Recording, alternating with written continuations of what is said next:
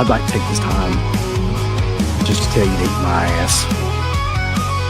Fists in the air, the crowds ablaze. Moments that steal the mundane haze. No fear, no hold in this maze. Reach the peak of these wild days.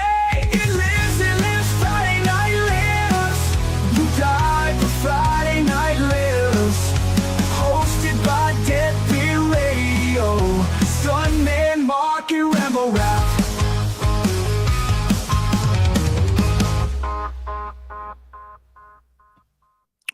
It's Friday night, boys, and it's time to party.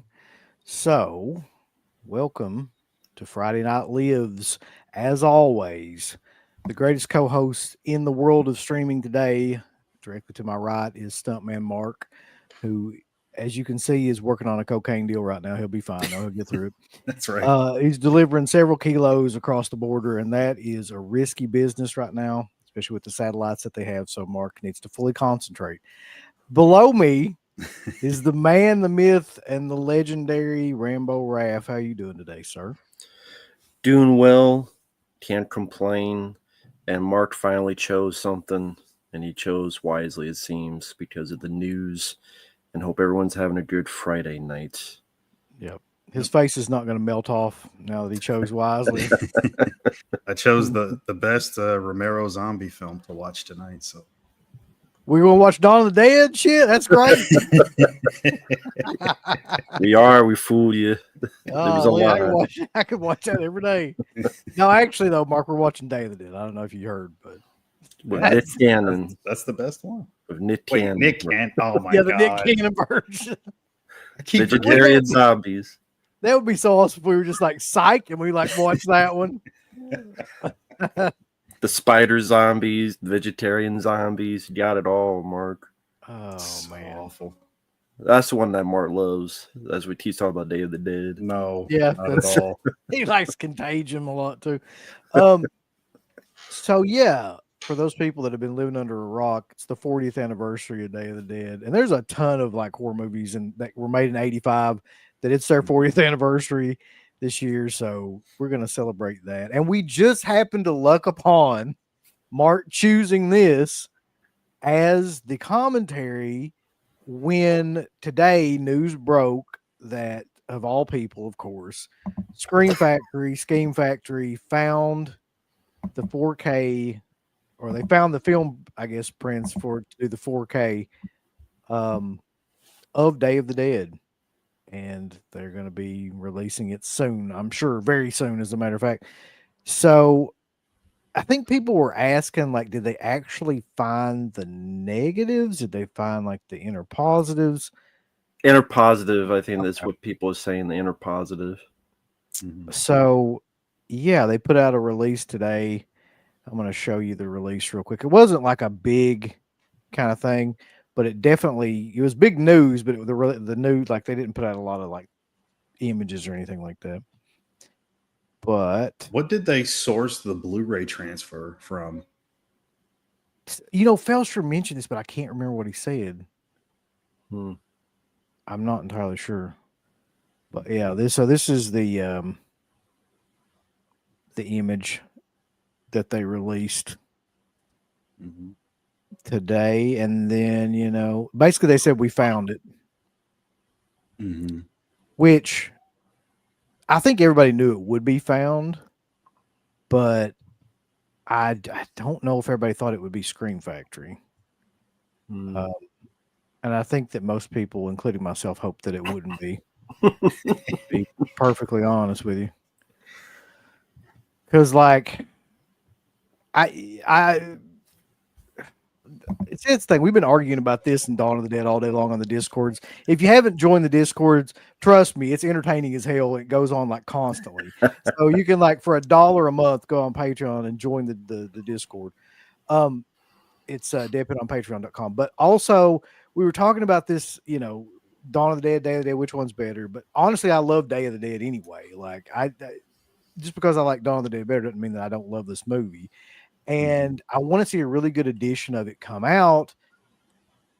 The issue is, I have a feeling, unless I'm completely wrong, that they won't put anything new special feature wise on it. I Mm. don't know what they would do now. Like most of the main cast of that movie is deceased. Hmm. Gary Clark, Rhodes. Pilato, Richard Well, Liberty. yeah, I mean, I guess they could do something with Howard Sherman Howard, whatever the hell ever he wants to go by, if they wanted to, and maybe Lord Cardille. Yeah.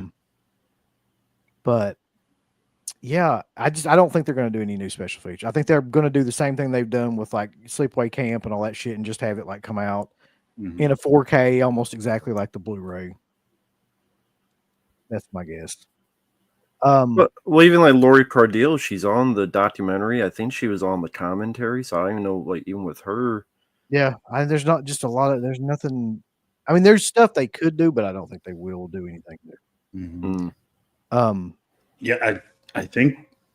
I mean, I guess they could get like Nicotero and those guys, like Burger as well. Maybe, like that's like the only other people you could get.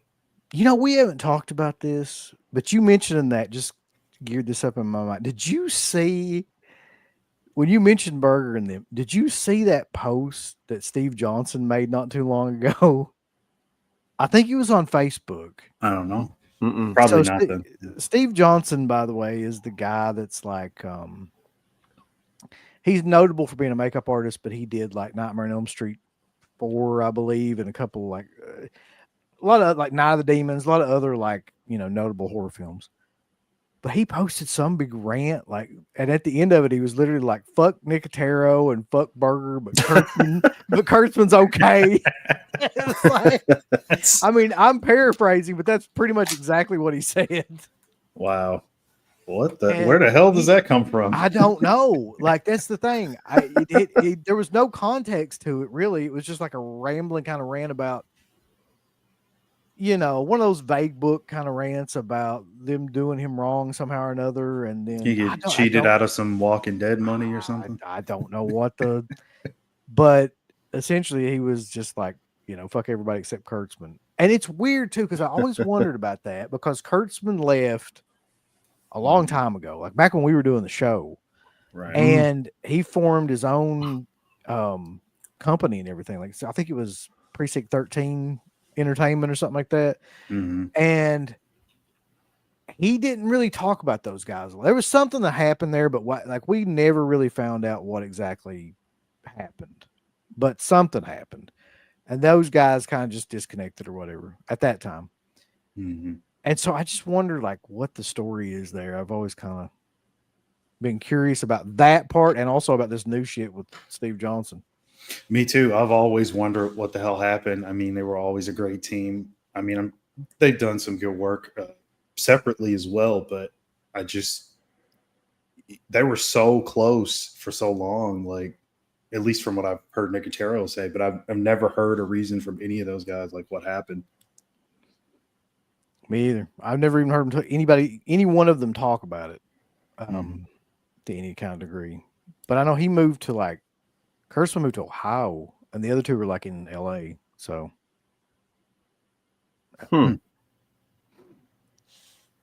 okay. So let's look at the chat. There's a ton of people in here already. We got William Cinema's in here, Dino's in here, Thanos, JBL, just JB, but I'm calling JBL on the APA. He's from the APA. Kevin Smith and his brother Justin Smith. Old Jeffrey DeShore, Matter of Pat.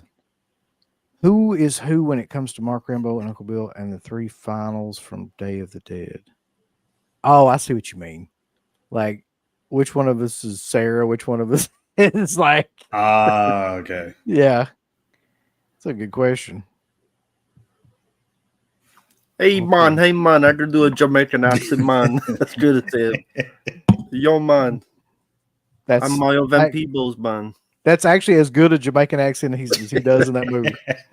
And Mario Van Peebles in Jaws 4. Oh God. What's up, Ken? Adrian James.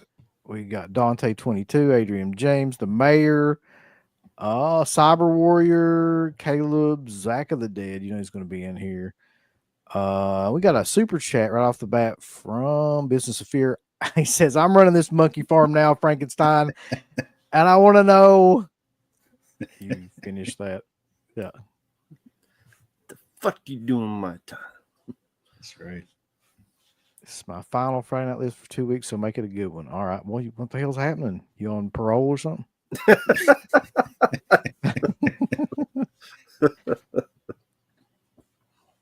He's break your parole. Yeah. Randy Ruiz. There's a ton of people here. Okay. Let's see what some of the comments are. Say hello, Aunt Alicia. There we go. Hellraiser is getting a video game. Yeah. It's fucking bizarre. Everything seems like it's getting a video game. Really? Yeah, there was that Puppet Masters video game, the Killer Clowns video game. Everything's getting a video game. Hellraiser. It says they haven't officially said, but it's a teaser trailer they posted. It has Hellraiser all over it. Officially announced Tuesday. Well, I won't buy it. I'll have to at least play it. Bug. Depending on what system it's on, though. It's probably on I'm sure it's on something I don't even have. Don't usually watch the Friday shows. Well, that's where you're fucking up, The Ring. You need to watch them all the time. Crystal Lake casting news. They cast Kid Jason and Crazy Ralph. I did not see that. Mm-mm. Who did they cast, I wonder? I didn't see anything about casting, but I saw some of set photos and stuff. Probably Skarsgård. Jesus. Yeah. Bish Skarsgård and Meg Ryan's kid. He should be Crazy Ralph. Bitches in everything. Puppet Master video game. Why not? He said he'll be in Sweden on the run from his parole officer. I told you. Nice. Fucking Swedes. All right. Are we syncing this movie up with you guys, or should we just sit back and enjoy? I mean, it's up to you, really. Yeah, no, we haven't started yet. We'll do a countdown at some point. Yeah, we'll let you know way in advance and before we do that. That's funny, Synth. I remember the Land of the Dead video game. Fiddler's Green.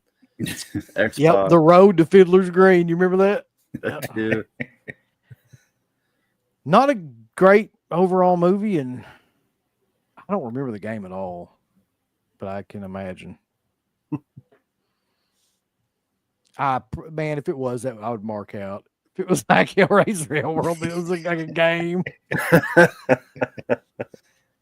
I know that would be ridiculous because that movie sucks, but that would be an awesome idea just to do.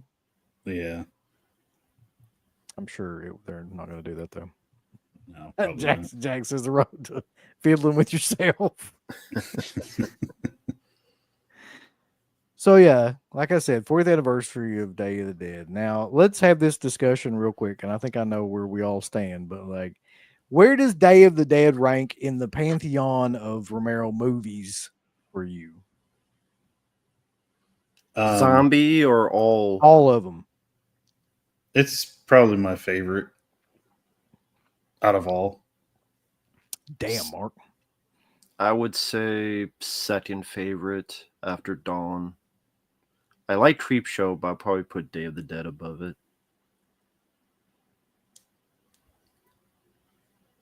I'd say this is probably my third or fourth favorite. Got Dawn, Night, Day, possibly Martin or the Crazies is in there somewhere. It's hard to make a list like that. I really like the Crazies more than most people. I feel like I think that movie was way ahead of its time. But I mean, I like I said, I love Day, and Day might have been Dawn was the first one I saw. Day would have been the second one I saw. That'd be right. But a lot of people love this movie for the gore effects. A lot of people love the score of the movie. A lot of people love the bleakness of it as compared to the other ones. The setting was kind of accidental. They didn't have the money to do what the original kind of vision of the film was, so they scaled back a lot, and it was done in the wampum mine, a lot of it. And people either love that or hate it, it seems like. So, yeah. Bub It's Drill's hard to Zombie- beat the mall setting. As much as I love Day, and to me it's the better movie. The setting of the mall is amazing. I mean, there's just so much you could do with that. Like it's a really cool environment for those kind of characters to play around in, and the zombies, wreaking havoc as well. It's Yeah. Dawn is the better movie though. I No. like how confident Rambo just is in that. I mean, he's right, but also like he's so confident in what he's saying. He's half right. He, there's a lot to be said about this movie, though. There's a lot of really like cool, interesting stuff in this movie. But yeah, it's always going to be Dawn for me too. Also, I wildly disagree with this. Like, I do not fucking like Timothy Olyphantastic, number one. And number two, like, I didn't think that movie was even really good or that good. God, I've seen it like maybe twice, but it's been so damn long. There was a couple scenes that kind of stood out, but nothing like where I would even. I didn't mind it compared to other remakes. I didn't mind it for what it was. Yeah, it's not bad. The Crazies. Yeah, I mean, compared to like Hitcher and Jacob's Ladder and Elm Street, I didn't mind it for what it was.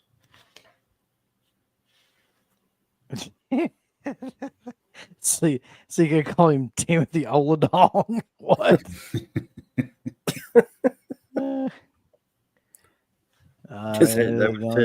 Creep Show, Day of the Dead, Monkey Shines Bar. Okay. I do like Monkey Shines. Well, no Dark Half Love. Yeah, it's there. I kind of, man, Dark Half is one of those movies where I really go back to it all the time and then try to like, I think it's better than it is. Yeah. And I just want to like it so much and I just can't. I can't. Who the fuck is Ava, Scratch? And why is she Ava Mendez? I hope she's watching sport all the time.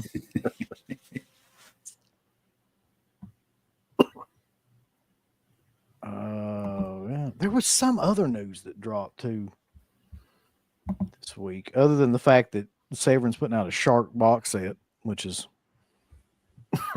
not that big of a news. So, okay, Severin had a really good idea with this because like they're not going to be able to sell those shitty ass like Italian shark movies by themselves, right? But they know that these collectors can't like pass up a good like box set of just bullshit in it. So they put out like it's like some sort of shark box set, and it's got 3 Italian, I think they're all Italian shark movies in it. And that was like the latest thing they announced. I have no idea like what the shit is they're announcing. Like every title they've announced, I'd be like, I got nothing. But God bless them for trying. Yeah, I think I'll pass on that.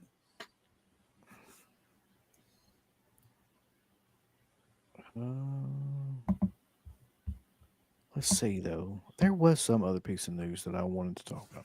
Let me check. I know he did last summer. Fuck no. Man, okay. So Scream worked. Okay. So and by that I mean it made money. This is why I brought it up, because it did him going. Listen, Scream worked in of the fact that people went out and watched that movie and they wanted that series back. I do not feel like, and I could be wrong, that people have the same amount of love for I Know What You Did Last Summer. To me, like that's one of the worst ones of that kind of like air. Like in terms of like, I like Urban Legend better than I Know What You Did Last Summer. Like there's I'd agree with that. Yeah, I think agree. it's a better movie. I don't think that movie is really even that good, but they've decided, I guess, because Scream worked, hey, we'll throw anything from that time period out there and see what happens now. I guarantee you they remake Urban Legend though. Oh, they are. That, It's in the works oh, right are they? now. Yeah, Okay. Well, yeah, they're working on it. so I don't know, but no, that wasn't what I wanted to talk about. But I fucking but hold on, let me see if I can find. Mhm.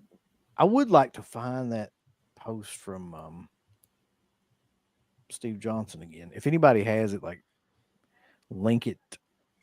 Can you link shit? You probably can't link shit on here though, can you? I don't think so. Nah, I'm it'd still be trying to tough figure out. He probably took it down by now though. I'm still trying to figure out what in the hell it was about. Oh well. Yeah, I don't know what other movie. Well, it was horror news, right? It was another. Like, was it a physical release or was it a? Yeah, I mean, it wasn't them two people getting caught at a Coldplay concert or anything, which is all I fucking heard about today, by the way. Thanks, internet, for that shit. The what? Coldplay. You didn't hear about that? I have. I just been on the internet on Discord. I've been away all day.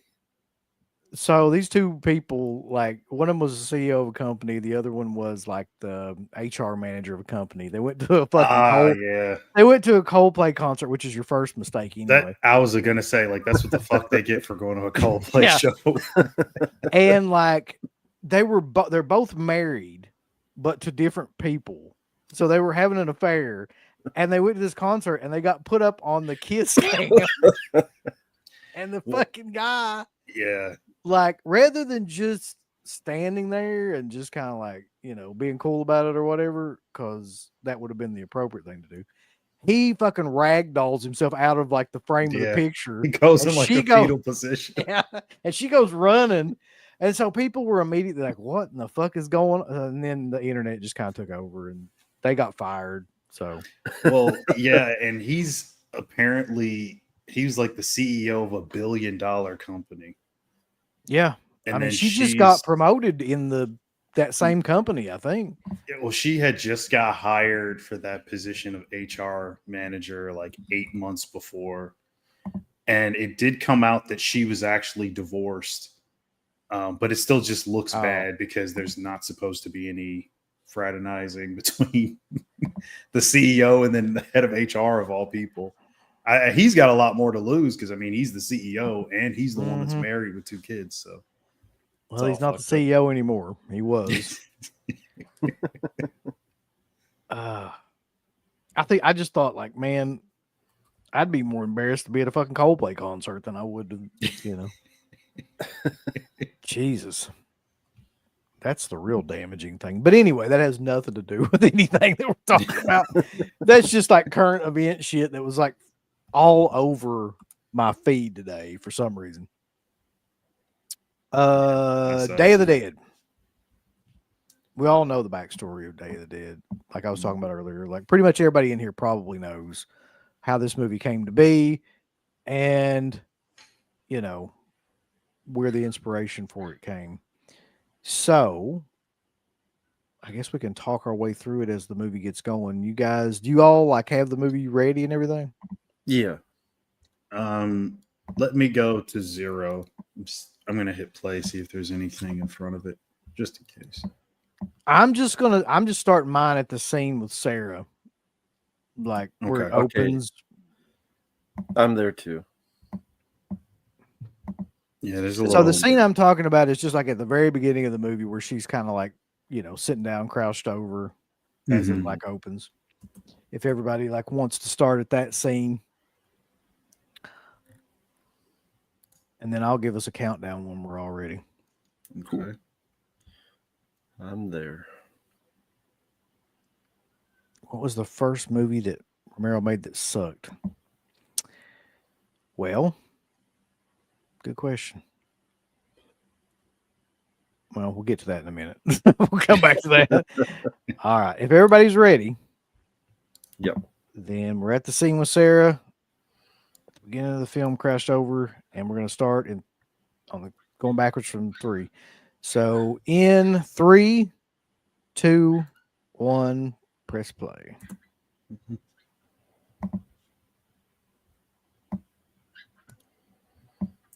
And this is how most people looked after seeing the movie when it first came out. Mm-hmm. That's fucked up, Rambo. A So Laurel, heard. a Laurel production, which I've actually been to that office. It's closed, of course, but like I've been to the building that houses that office and seen it actually had the Laurel sticker still on it. How'd that come about? Pittsburgh. Oh, just a picture. Okay. Yeah, when you go to downtown Pittsburgh, you can find the old office. See, these arms were all the people wanting their money back when they first saw Day of the Dead.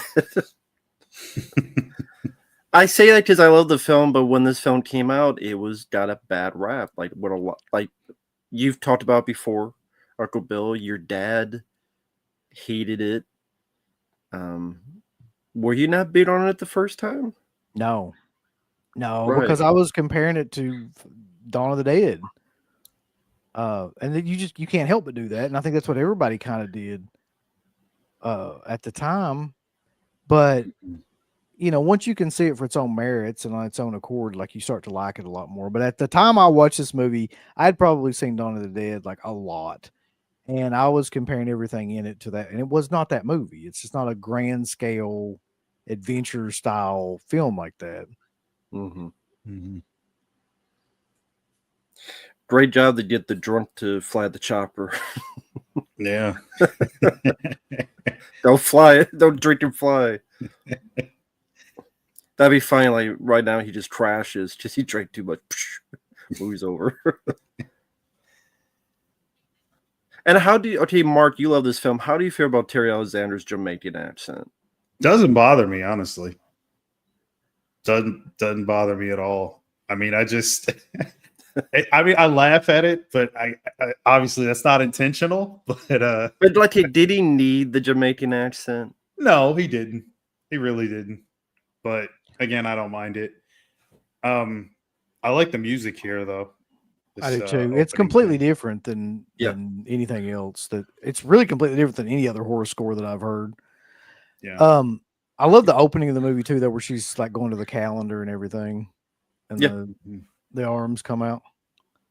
And this part always did freak me out when I was a kid, because when she finally sits down and she goes out and calls, and then all the zombies come out of the woodwork and everything. Yeah. Mm-hmm. And the title card zombie is amazing. It's good, except they lit it too dark, so sometimes you can't see some of it.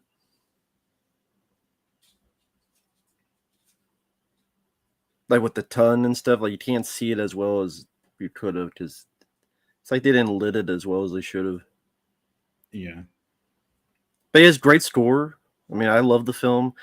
The score is great. No goblin, but I like the score.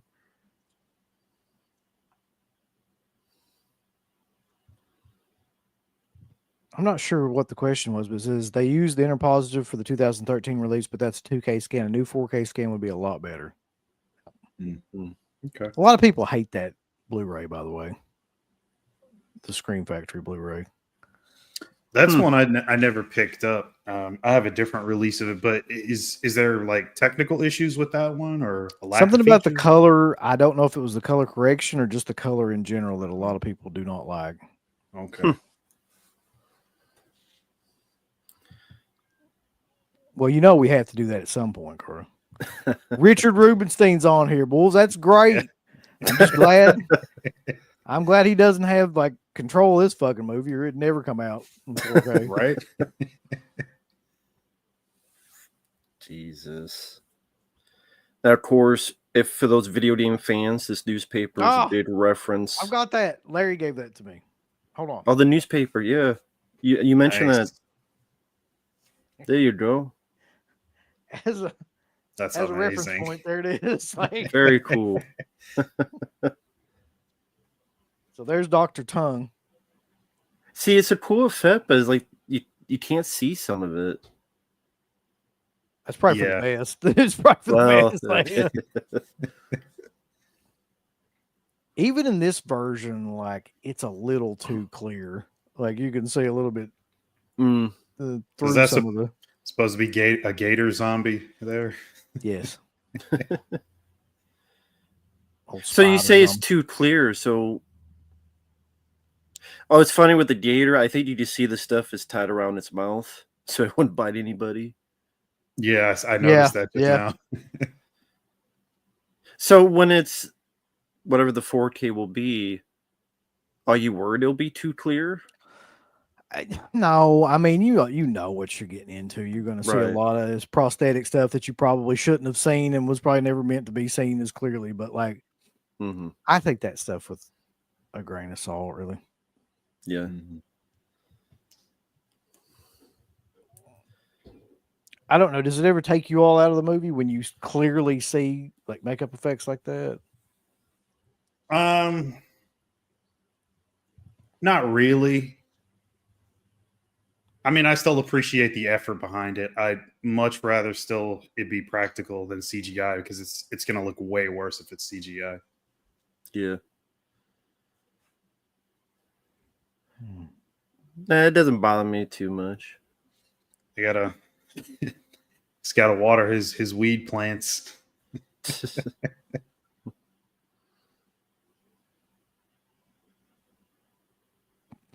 It's killer. We all know that's important for survival. Probably would be, yeah, for sure. So I think the original script for this movie was something like 155 pages. This giant kind of epic, you Yeah. know, epic of scale and everything that would later turn out to be Fiddler's Green. I think that was like the original vision of the film, wasn't it? Like that was kind of like the whole kind of what they did in Land of the Dead was what he kind of wanted to do with Day of the, or some of the parts of it is kind of what he wanted to do with Day of the Dead. Yeah, there was definitely like a topside village and all that, and there's a lot more topside. It was going to be a much bigger film. Just didn't have the money for it. Well, they would have, but he had to be. If he made it R-rated, I think they would give him the money. But Yeah, he's like, so I can't make it R-rated. I think that by doing that, which was the right call, by the way, the budget went from I think around 7 to 8 million to like 3. So it completely like yeah. Exactly. I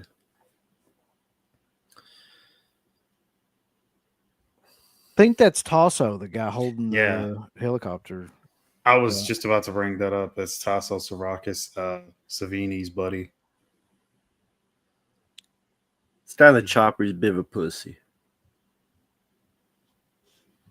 You talking Which about you Tasso? No, he's talking about Anthony DeLeo, I think. Oh, okay. The guy that was in the chopper who's like, whining. He's a bit of a pussy. Just crying. More than probably Superman.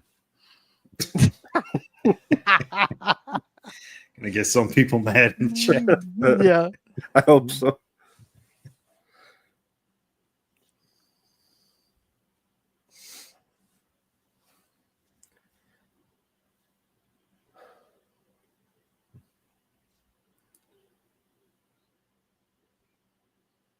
So those, I don't know, are these up top scenes in Fort Myers too? I know the scene where they touch down with helicopters in Florida. It's in Fort Myers, Florida. Is this there too, or is this somewhere else? I believe so. Seems like this is actually in. Larry will know this, but I want to say this is actually in Pittsburgh, or fuck, I don't know, somewhere around there. But that wouldn't make sense though with some of the trees and stuff. I'm not sure.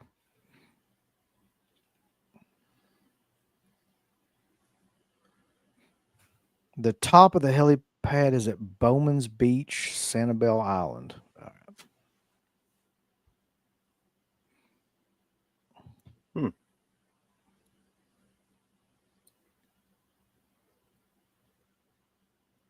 Be pretty damn depressing living in a damn bunker. He's got that Invasion USA Uzi going there. Yeah.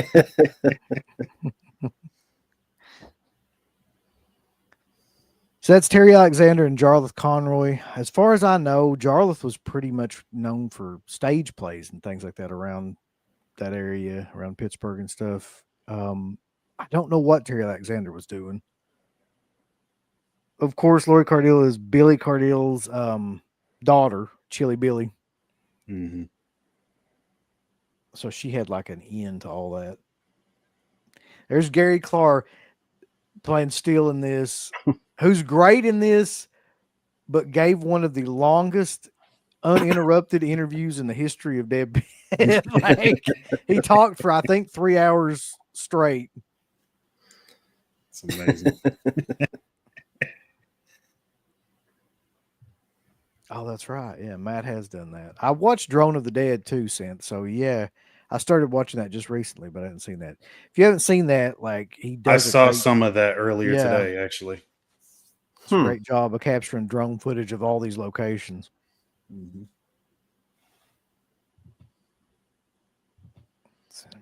It's beautiful. Yeah, the mines are in Wampum. Yep. He did. He ate a full fucking breakfast and didn't even say a word in the middle of the interview.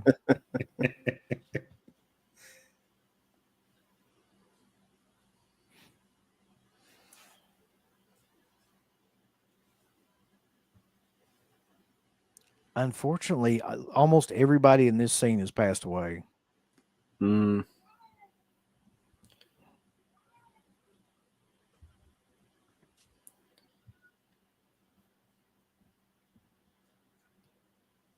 So, Mark, how did you first see it? This movie? It might have been either the Anchor Bay DVD or a VHS, one of the two. And I want to say I had already seen Dawn, but I just, for some reason, I didn't compare the two. I just expected something different because Night was so different. So I just wanted it to be an entertaining zombie movie, and it is. It is, yeah. You got these two crazy fucks, Rickles and Steele. Mm-hmm. You almost killed Rickles. You almost fucking killed Rickles. Yeah. It almost sounds like Macho and Yeah. almost killed Rickles. Yeah. You kind of wish he did. Yeah. He's a bit annoying. There is the unedited interview on the Dead Pit Patreon that you can listen to of Gary Clark, where he goes through the whole thing. And it's all about all of that stuff. Yeah.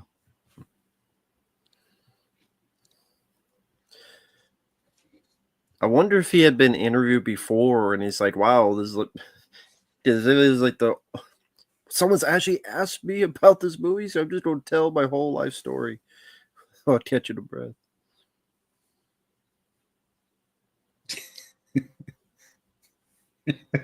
Biggest piece of meat. That line always kills me, man.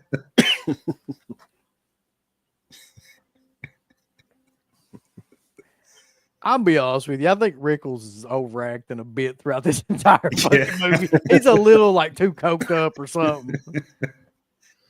Yeah, a little bit.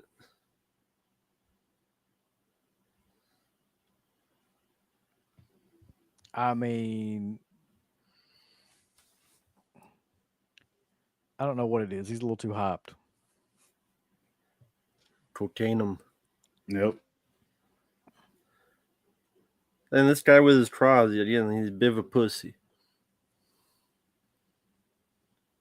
He's collapsing, for God's sake. Well,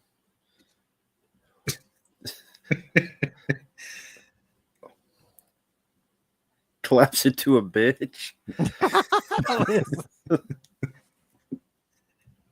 Yeah, this whole sub just, I mean, I get the idea. It always seemed like a bad idea that sooner or later these zombies are going to get through.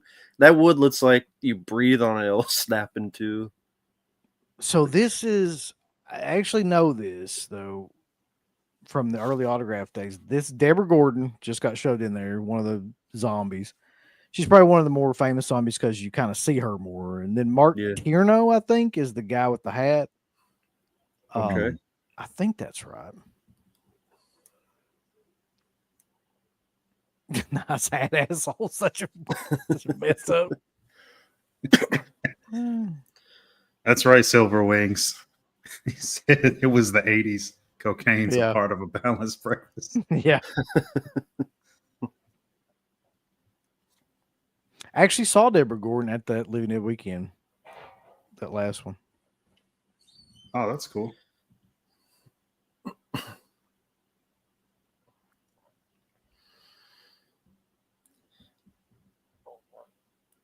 I don't know. If I see a guy that wiry, I ain't gonna give him a damn spoon, let alone risk my life with this asshole. Yeah, he's just all fucked up the majority of the movie. I should have given him some of that weed they had growing up top. Yeah, he's definitely not smoking it. He would be a lot more chill if he was. Yeah.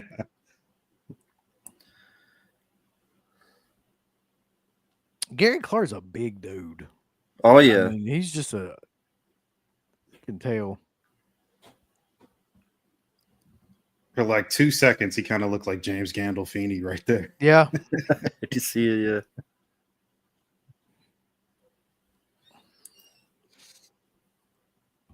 All right. While we're, what do you guys think about Sarah, the character in this movie?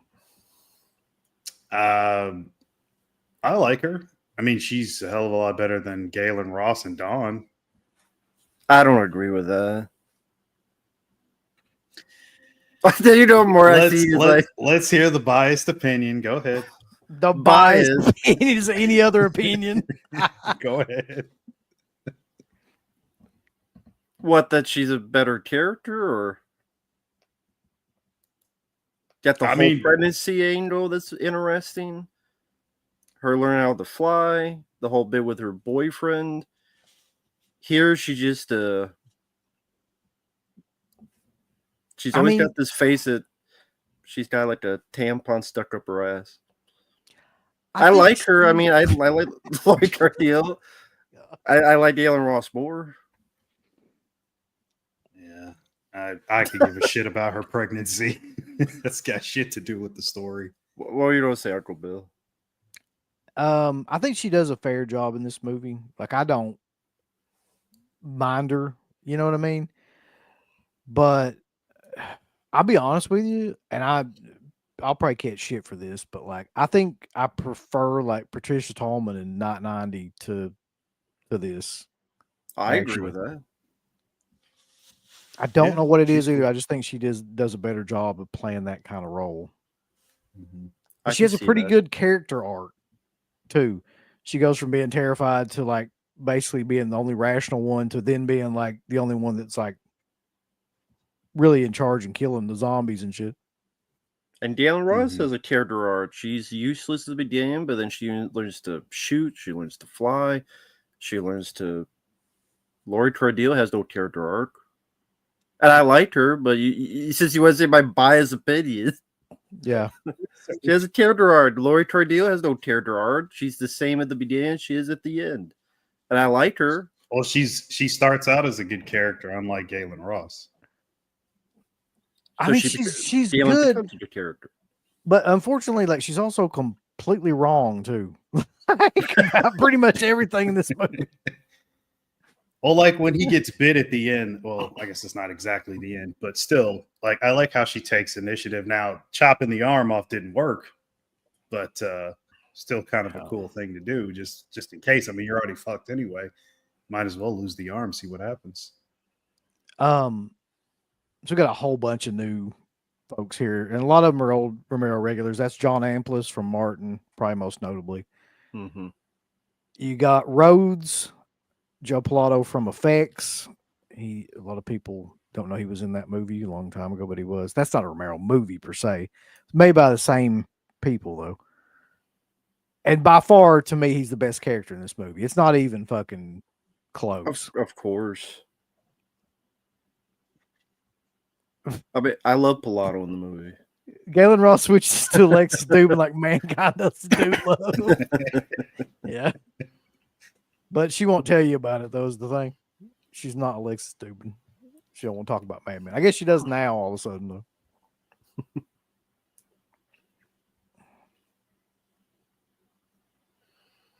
from what I can remember hearing, Pilato got this role pretty much on the spot. Makes sense. And Pilato, wasn't he being considered by Kurtzman for fucking when they were doing He's in the Dust?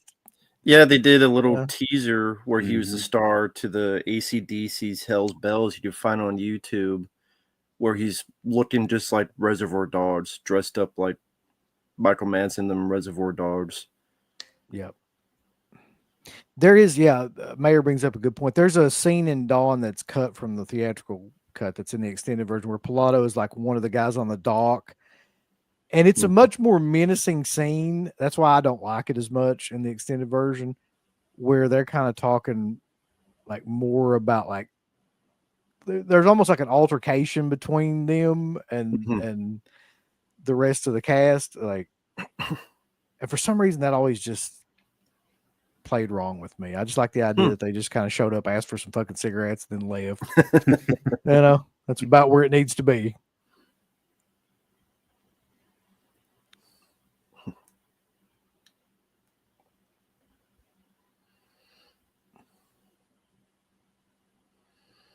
Yes, sir. Fuck you, sir. I'm so glad Savini didn't get to be Rhodes. Me too. Was that a possibility? I mean, he wanted to be. I don't know if Romero actually ever really considered it, just because Rhodes is such a big part of the film. I don't think Savini could carry that. I'm glad it's not in the film. Don't get me wrong. I'm glad it's not. But it's a bit surprising with the type of soldier terrors. They're not some sexual assault thing. Just with the way these characters are and the way they behave and how they're always like someone mentioned the sexual innuendos. I'm not saying that's what I want in a Romero movie or a zombie movie. I'm just with these type of characters, I'm surprised something like that didn't happen. Same with the situation. Yeah, I mean, they definitely. I wouldn't put it past them to try something like that. Like they seem like the type of characters that would. Maybe they use zombies instead. I don't know. Necro. Yeah, it's possible. Richard Liberty, who also is fucking really good in The Crazies too.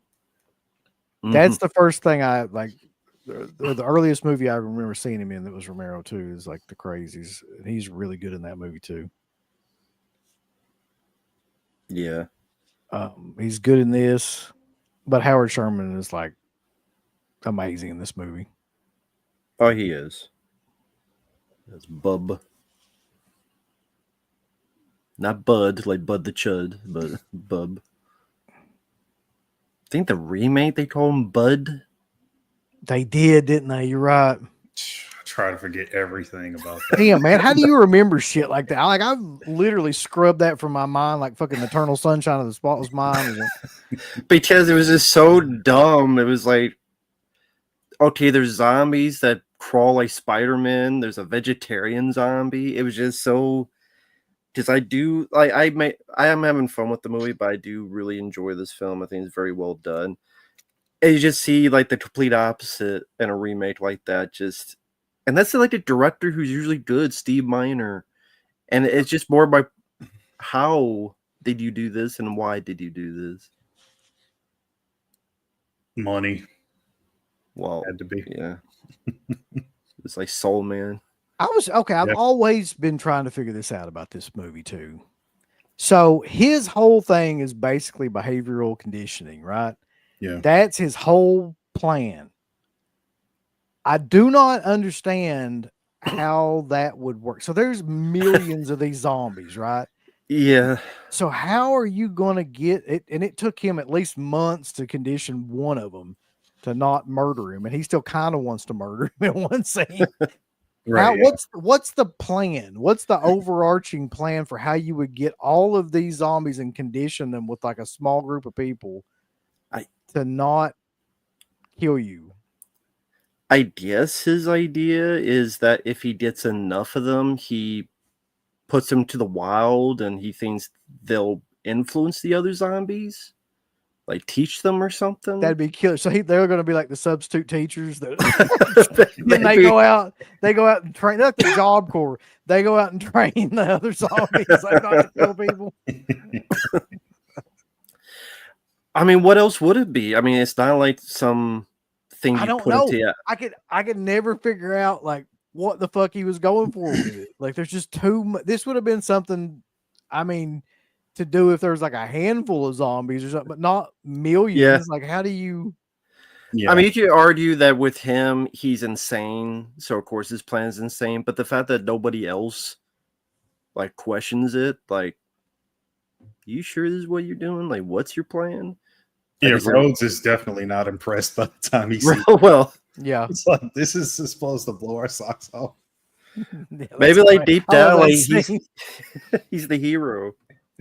Rhodes. He's Well, right all along.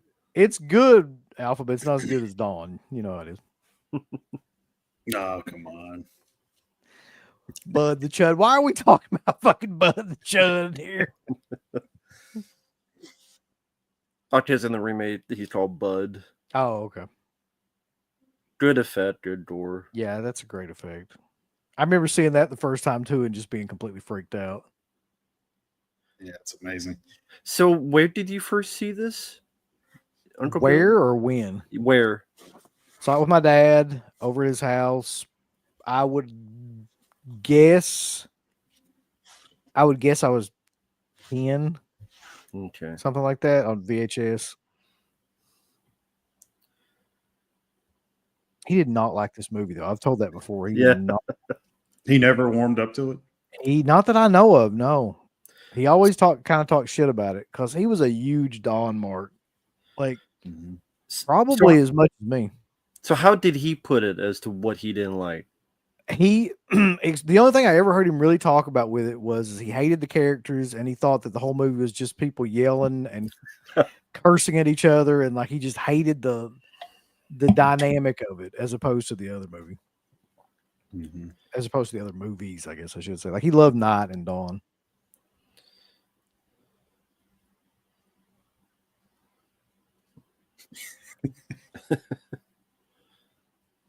Yeah, I mean, you guys were talking about Frankenstein's whole plan and everything. That is probably why he does get killed when he gets killed, because once it's unveiled, I mean, I think the audience probably would have thought the same thing. Like, how? But what did the soldiers think he was doing this whole time? Like, they must have gone really in and looked. Yeah, I mean, he was selling them on the fact that he was making progress with all of his experiments, and he was going to stop them from eating them. So I guess Rhodes really believed that, like, all right, well, he's found some sort of a solution. But what did they think he was going to do? Like, okay, I'm going to find this one zombie he's not going to eat anymore. Is he going to, like, phone the others? Hey, zombies, stop eating people. You know, or... Like I said, like, how is the plan implemented? You've given us a mouthful of Greek salad. Is such a great line. You're just jerking each other off. So you go, Martin. Another reason Dawn's better. Yeah, that doesn't make any sense. 0 out of 10. Sure it does. There Rickles goes being a coked up lunatic, just like for no reason.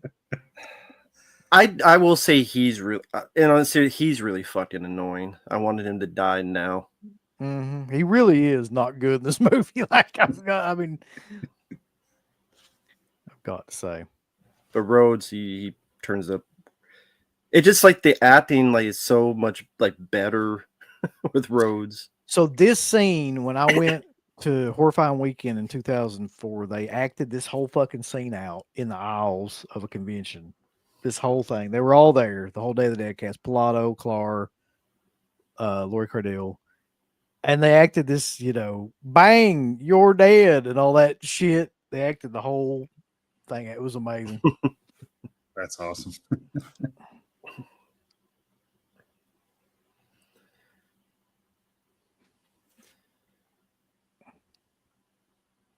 That makes Lori Cardille's character look like an idiot too. Like she didn't realize what was going on.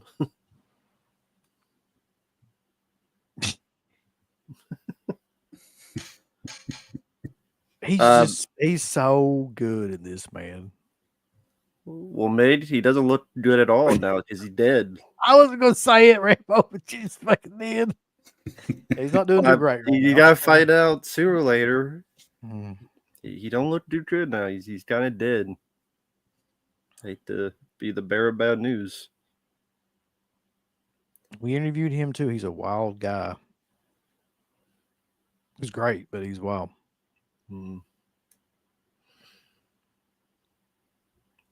Hey, those three were on being Night of the Living Dead too, or whatever the fuck that was called. Remember that? Remember that shit? Yeah. What happened to that?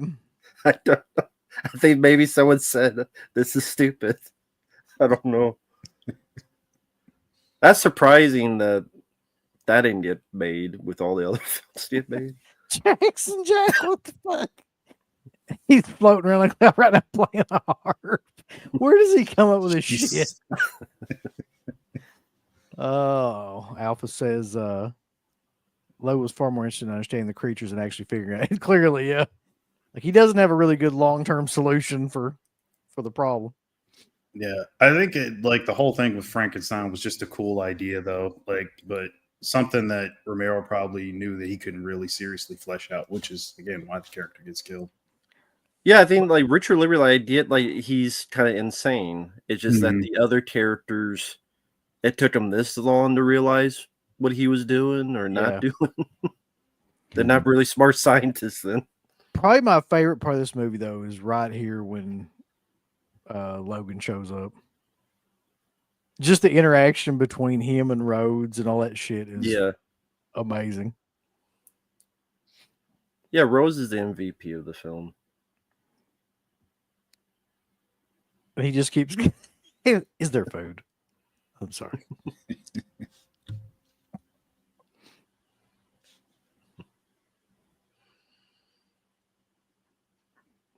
I mean, it shows how out of it he is. He doesn't even change his clothes. He's just fine with all the blood. Yeah. It don't mean nothing to him. Here you go, Rambo.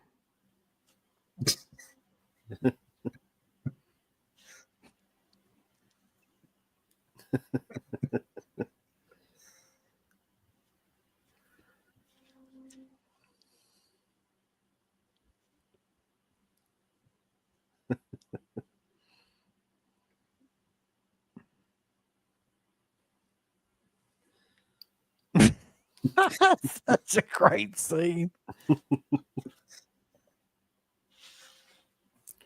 Your highfalutin asshole friends.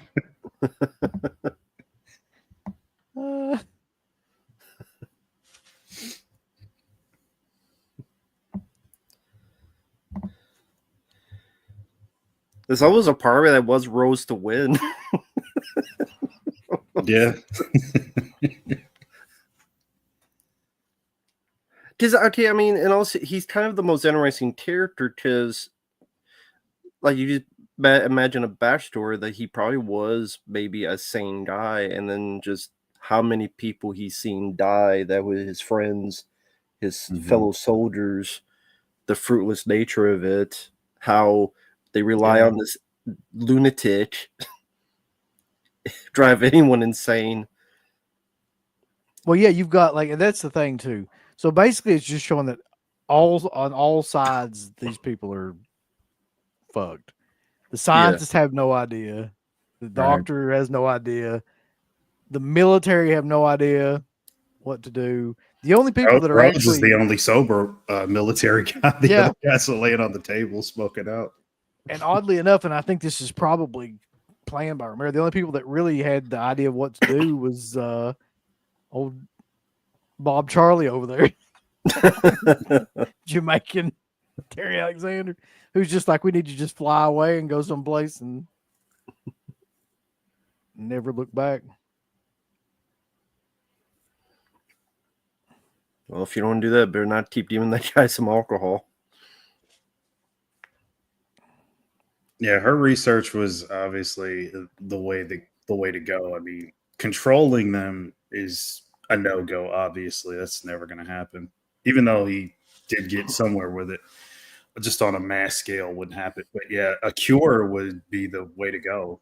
But Sarah's research never goes anywhere either. So Mm-hmm. Yeah. Just did John Wick.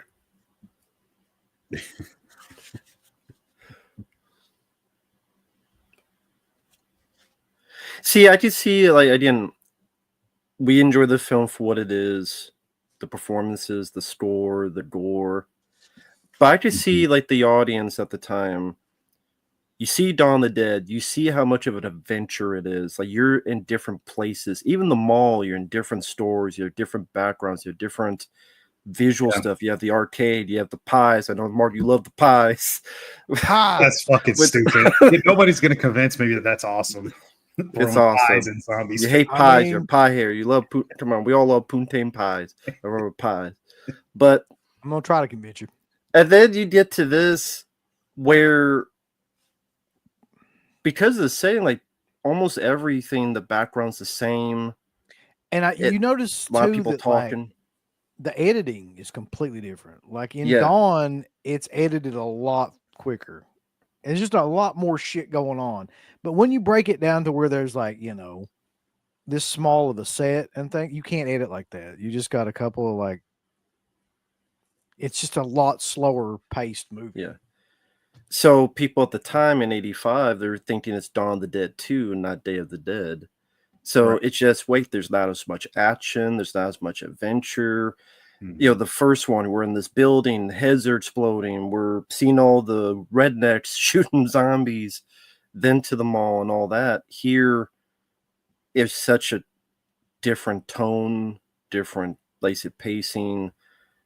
It's not as action-packed, it's not as, you know, all those things. People expected Dawn of the Dead 2, they're going to be disappointed.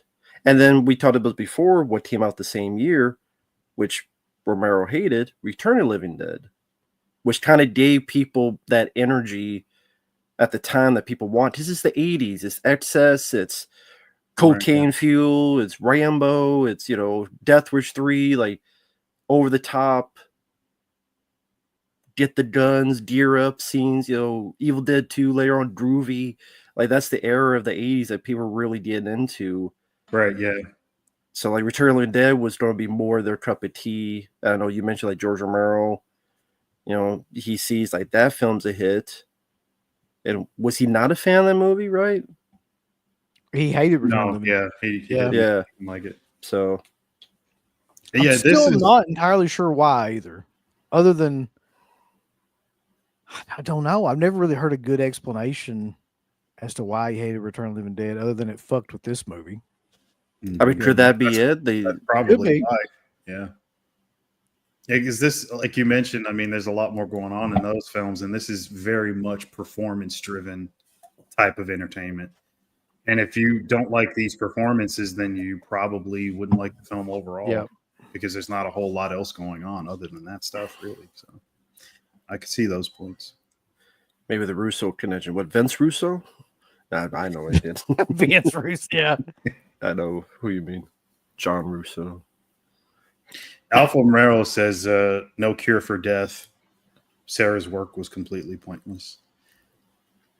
And yeah, that's kind of a cool idea and a cool theme, though, that there is no cure for death, and it's unavoidable. This is just the state of the world at this point. But it still would intrigue an audience member to see another character in one of the films at least try or an attempt to do so, which is probably why Romero never went back to that idea in any other movies. There's not like a search for a cure in every other film. This is the only one that does it. And then you have all the other themes that are going on as well. I mean, they show the money at the beginning of the movie. It's just blowing around on the ground. Nobody really gives a fuck about it. It doesn't really mean anything. But you go to land, and it's all about money and social class and all that stuff that doesn't mean jack shit here. Did you ever hear the story about Degress? Go ahead, sorry. Did you ever hear the story about Land and how Romero wanted the lead to be black because that was his thing in every movie? He had always had like a black lead, and that's what he wanted for Land. And because it was a studio movie, they wouldn't okay it. So he made the lead zombie black. That was the only thing he could do. And he put a woman in as like the other kind of co-lead. But they wouldn't let him. And I always just thought that's fucking crazy. But Right. that's what happens when you make a studio film. That's why he fucking hated him. That was Universal, right? Yes. Yeah. And Big Daddy Kane. somebody asked about the guitars, but I mean, one is the one that you see like the front of is a Gretsch Streamliner, and the one you see behind that's a Fender Strat.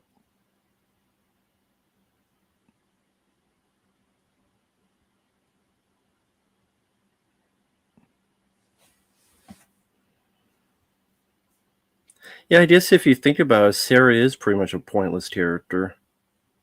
Like, she doesn't really accomplish anything in the entire movie. Not really, no. And she's just generally There. wrong about everything. Yeah. Like I said, like she doesn't really help in the escape. She doesn't solve anything. She doesn't really do anything except get pissed at her bitch ass boyfriend. I mean, you saw how that guy's acting. You'd be pissed too. Well, yeah. yeah. She's hot. That's her profit. I mean, I do like the actress. I think Lori Cardille did what she could with the role she was given. I liked her. I don't think she did. I don't remember another film she was in. I don't. Yeah, either. she wasn't in too much else, from what I've seen. And she seems like a nice person to interview. She seems down to earth. Mm-hmm. So I have nothing but good things to say about Lori Cardille. And I like her. You met her, right, Uncle Bill? You met her before. Yeah, I've met her twice. Yeah. She's like up there with like Felissa Rose in terms of being like genuinely nice and just really, really great with her fans. That's cool. I mean, you honestly couldn't ask for a better person if you want to meet somebody at a convention. That's nice. His accent. You said you're fine with the accent. Yeah, I mean, I'm fine. I don't have a problem with it. It's entertaining to me. Just laugh at it. What the best thing about that accent to me is that he kept doing it at conventions that he was at. And he wouldn't drop it. That's He's amazing. like, he wouldn't break kayfabe on his fucking character. And everybody knew he wasn't really Jamaican, but he just kept doing it. I was dying, man. I would have been too. That's amazing. That's true, Sam.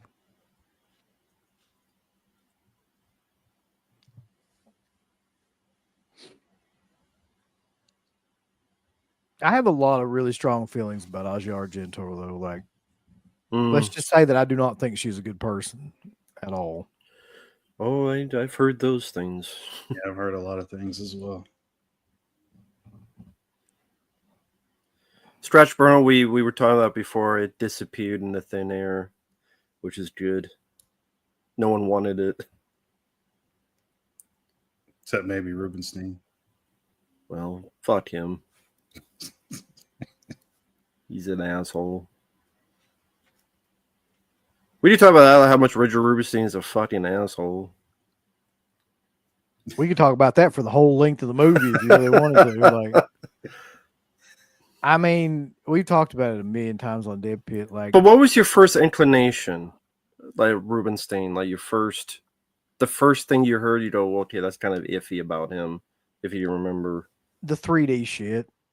You remember when he was pushing the 3D stuff and he wouldn't do anything with anybody unless they agreed to do the 3D stuff. And I was just like, man, this guy's off his fucking rocker.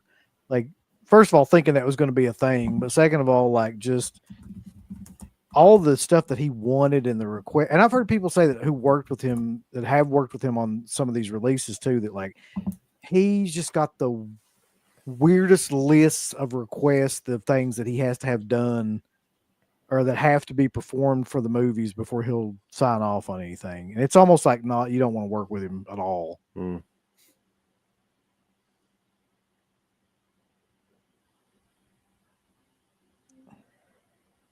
This is a cool scene though, because him talking about like, all these records are down here and everything. Like, let's just get the fuck out of here and never like have anybody dig them up and even know that, that this past existed.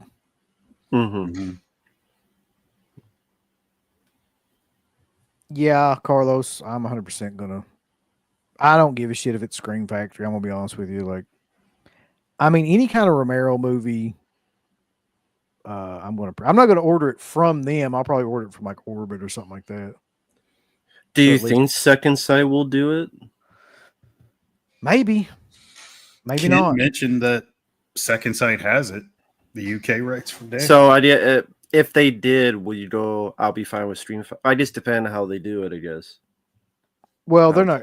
I know Scream Factory. They're not gonna do shit. Like, they're not gonna do anything. Like, if So, there's say you buy it, and then Second Sight do it, would you buy the Second Sight one as well? yeah.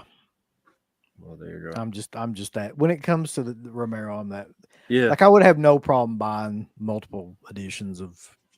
How Any about of those Martin? movies. I've got it. I mean, Like they do, like I've got the super duper cut of Martin. What was the thing? well, that'll probably happen actually with that Yeah. new that new cut, and I'll probably buy that shit too. Yeah. They will do. I don't care about the steel books. So that's Scream Factory's big thing. So they'll release the movie just like a regular version of it. And then they'll like a couple months down the road, they'll release a fucking steel book. And then like, I don't care about that. But will we have AI art that we can fool people? Probably. Yeah. So what get on that? Steelbook AI art David did.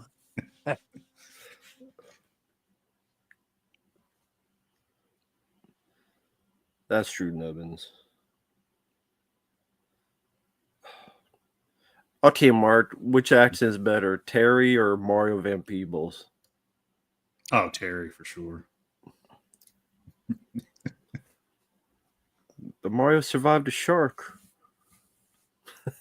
This is true. It wasn't a zombie shark, though. And he's got like the Cosby shirt. The Cosby sweater. Yeah, he does. Yeah, imagine it was Bill Cosby. That's for the zombie don't get my food pops.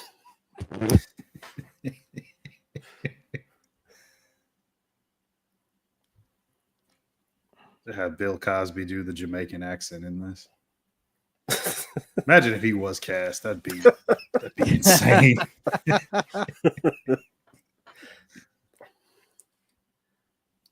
Do you think though that this movie, because I do believe this, do you think this movie has the best practical gore effects? It's hard to beat. For like any horror film or zombie horror films, or well, for at least the time period through like the 80s, 90s, things like that. I mean, I would almost say that some of those Terrifier films like have kind of upped the game on practical effects now, but like for this time period especially, I don't think there's another film that's better than this. Yeah, I for sure would say this one set a bar. I mean, I like a lot of the effects in Reanimator as well, but I think this is better. Deer Hunter mentioned The Thing. I think the creature effects in that are better. I don't know about the actual like makeup effects. Like I don't know. There's a difference somehow. Mm-hmm. Goblin said they found the inner positive today. It was buried underneath all the replacement discs they sent out.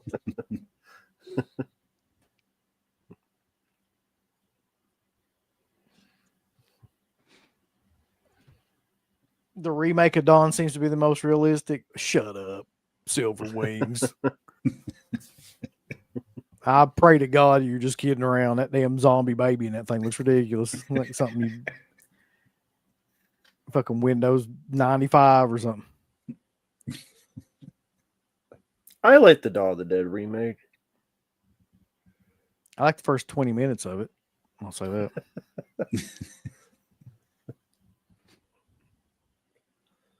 It's all right. I mean, I don't go back to it very often.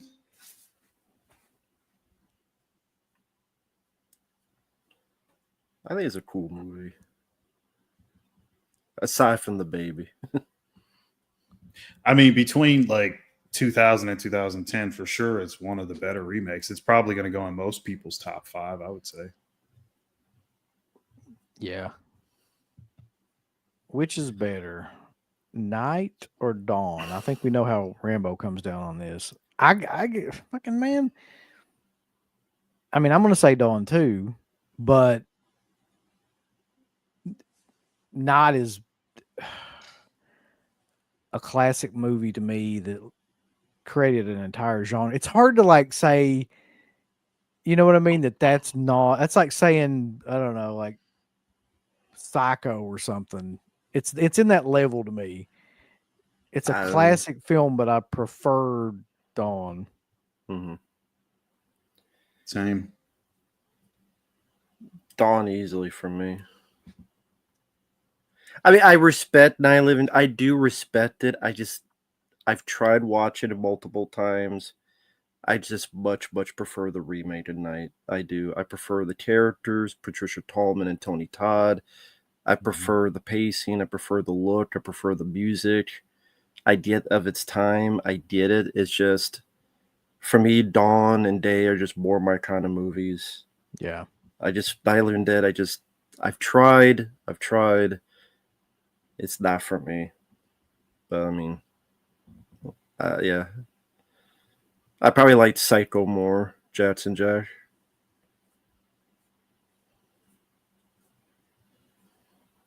This whole sequence is amazing too, though. Yeah. This cool detail with the razor, the little strips of skin being pulled off. And then Fun of Sam's Lot. Mm-hmm. Was George Romero supposed to do that film, or maybe I'm thinking of other Stephen King adaptations. I know there were others, but I mean, he was supposed to do just about every film. I was going to say that too. Yeah, it's possible. In the 80s into the mid 90s, every horror film you can think of, he was attached to. Yeah.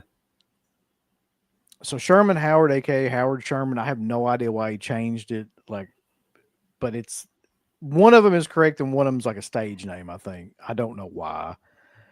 I also remember seeing him in a couple other movies. He's in I Come in Peace too. Rambo. Yeah, I know you remember that. I do. He is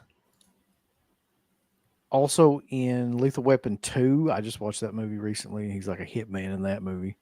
And I think he's a doctor in The Stand. Because I remember watching The Stand and being like, holy shit, that's who that doctor. I'm pretty sure he's like one of the doctors that tries to kill like Gary Sinise in The Stand. Oh yeah, I think you're right. Yeah, I remember that now. 90s version of The Stand. Mm-hmm. Right. I didn't see the other one. It sucks ass, so don't worry. I'm not surprised. Don't forget about the classic Ricochet. He's in that too. Oh, that's true. That is an interesting film. Not every day you see John Lithgow in a medieval battle in prison. Right. I'll go ahead and tell you too that like at that show, that Living Dead Weekend show that I was at, by far, he had the longest line. Oh, okay. Of anybody there. Like when the damn thing opened up, before it even opened, and like just people were, he had a line going all the way down the aisle. Like, wow. I mean, it was crazy. I think people just see him as like the quintessential zombie, like the whatever, the most notable zombie, I guess, of any of them. Yeah, it's hard to beat. I mean, what would even be the second? Tarman or Tarman? I would really think that, yeah. Probably. The new one? Yeah, of course, the new one that's dragging the Christmas tree. Yeah. Yeah, Tarman. Fucking shit. I mean, you could make a case for like, you know, what would be notable to like just people in general? You know, if you said like name a zombie or something like that. I mean, they're not going to say anything from Dawn of the Dead. I Even don't the think. poster. I don't think most people would even really know any of that shit. Hmm. I'm trying to think what they would maybe like the cemetery zombie from Night because that movie's so Mm, right. it's the first zombie that you see and it's like Flesh eater. so yeah flesh eater. Jesus. That's the same guy. So. Yeah. Mr. Flesh Eater. Oh wow, Alpha says that he said that he made more money at this convention than he's ever made. Wow. I could totally see that too. That's cool. Good for him.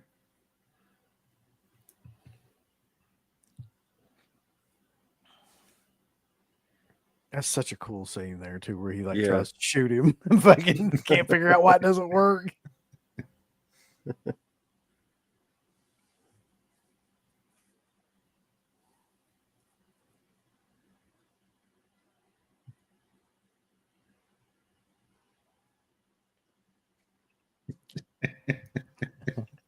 What are we supposed to do?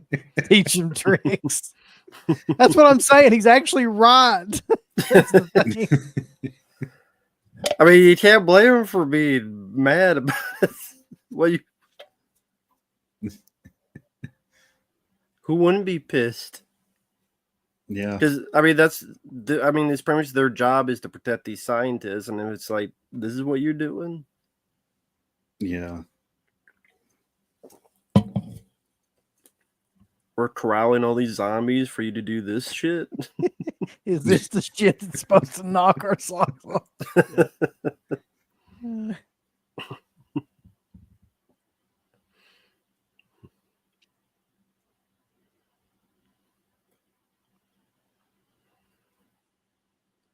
I mean, you would think the other scientists know at this point that he's crazy. You would think. Oh, I think they do. I think Yeah. Sarah definitely does. Which is kind of why she gets cut off in the earlier scene.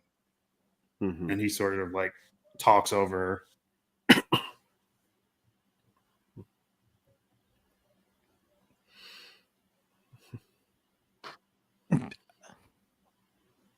Now we're gonna get into some shit, bulls. Yeah. Mm-hmm. It's about to get real. Don't get Rickles killed. I hope that Rick was killed. No. Who is this guy that does end up getting killed here? You barely see him in this movie, but like he's one of the soldiers. Mm-hmm. This guy right Yeah. here. What the fuck is that guy's name? Don't know. Private Miller? Is that who it is? Yeah. Okay.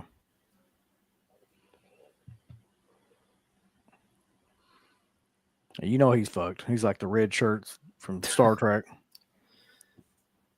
So Yeah, does 'cause I Steve think- does Steve Johnson rewatch this scene now? The scene that he terribly shot. He's like, fuck you. Shit. It should have been me. This mask right here looks really shitty. Let's be honest for a second. This zombie. Yeah, It Look went at by that. so quick. I didn't even see. I could see. But the bites are Bites were great, wonderful. yeah. Mm-hmm. Because Nicotero is Private Johnson, I think. Private Johnson, of course he would be. Yeah, I know, right? Steve Jobs is like, yep, of course, because he's a dick. But- I know people crap on the Dawn of the Dead effects, but I mean, he had 7 years, so of course it's going to be better after 7 or so years. I just don't even. The only thing people crap about is the coloring, really, more than like the actual zombie effects in that movie are insanely ahead of their time. Like the fucking scene in the apartment tenant, where Miguel bites her and everything. Like that's for that time period, man. That's crazy how good that was. Yeah. And a lot of those scenes. But I mean, the one thing you always hear is they're blue and blah blah. blah, all that shit. Dabby dee dabba da. But Yeah, Yeah, she tries to contain the infection in the severed arm. This has been So- copied a million times, by the way. Yeah. right. This idea. But it clearly does not work here, really. I mean, I wouldn't think it would work. I mean, eventually at some point, I think you just turn. Once you get bit, like it's instantaneous. Well, I mean, maybe Just it the works infection. but she fucked up again. She let him live, and he let all the zombies in. So she fucked up again. Yeah. If he let her die, he Yeah. wouldn't have let all the zombies in. They would have been fine. But the asshole let all the zombies into the bunker. I That still puss- don't really know why he did that. That really doesn't make any sense. He couldn't just fucking die like he had to I'm telling you, he fuck needed some of everybody that. else. He needed some of that weed. I'm telling you. There's a great documentary that his name is Brandon Salisbury just put out on that whole thing that Yeah. covers the whole thing in detail that I recommend. It was Yeah, it's on creep- YouTube for free. Yeah, his creep show effects are great. Yeah. Yep. I just watched that movie the other day in preparation for that count or that tier list that we made. Yeah.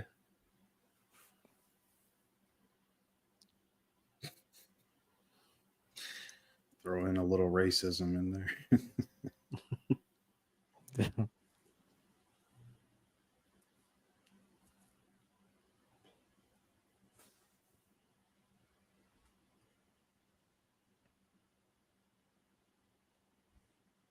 Creep Show 3 has the best effects of all. Yeah. Jeez.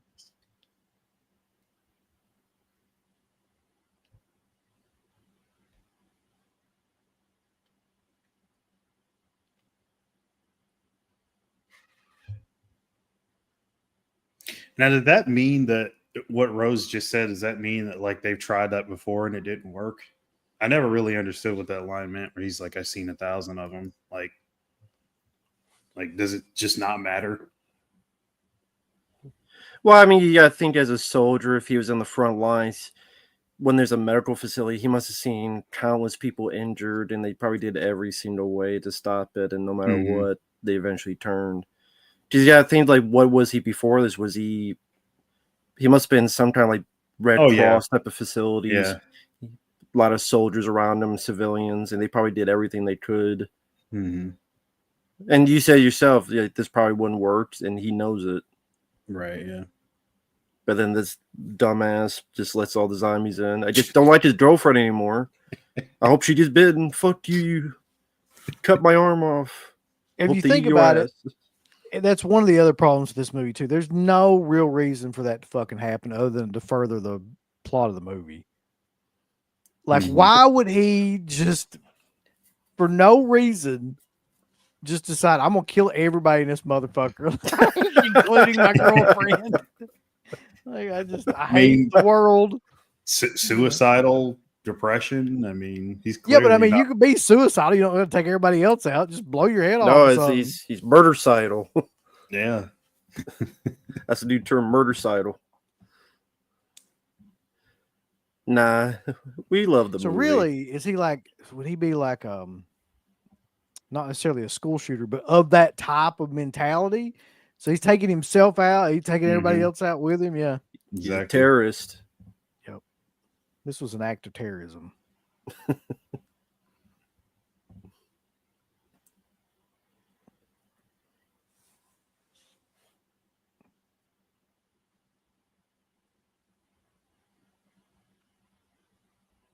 So really, if Rhodes would have just shot him, none of this would have happened. See, fucking Rhodes was right about all this shit. Yeah. He was Him right and about Steele. Frankenstein. He was right about all of it. Sarah fucked up yet again, Mark. Just gonna keep bringing it up. Dan Ross didn't fuck up. Sarah fucked up the whole movie. Hey, Flyboy fucked up. He led the zombies back to their little safe house. So And they, He he was died for it. dead. He was a fucking zombie though. doesn't matter. He still fucked up. Don't was change to a different character. You're talking about Dylan Ross. Now you just choose a different character. I think Flyboy's kind of a simp anyway. Just my opinion. You're in a zombie apocalypse. Not and you maybe the don't learn simp how of to this shoot guy a who let gun. everyone in and I fuck my girlfriend. He's the No, biggest simp. I wouldn't call him a simp because he doesn't care. He just said, "Fuck it, everybody's gonna die." He was simp at the beginning. But no, I mean, he should have learned how to shoot. Like you let your woman learn how to shoot, but you don't. You got a gun Mark's not store in the progressive. mall. You And let the women shoot. there's You heard, Mark. unlimited ammo, and you don't learn how to shoot a gun. Come on. Which one? I'm sorry, Flyboy what- and oh, Dawn. yeah. Mark don't like women shooting. He's fucking Is that it? sexist. That's what it Yeah. is. Okay. Fucking- You said, "Oh, you let the woman do it." Mark, No, I don't mean, like women if she shooting. learned, he should learn. That's my whole point. Like, why didn't he learn?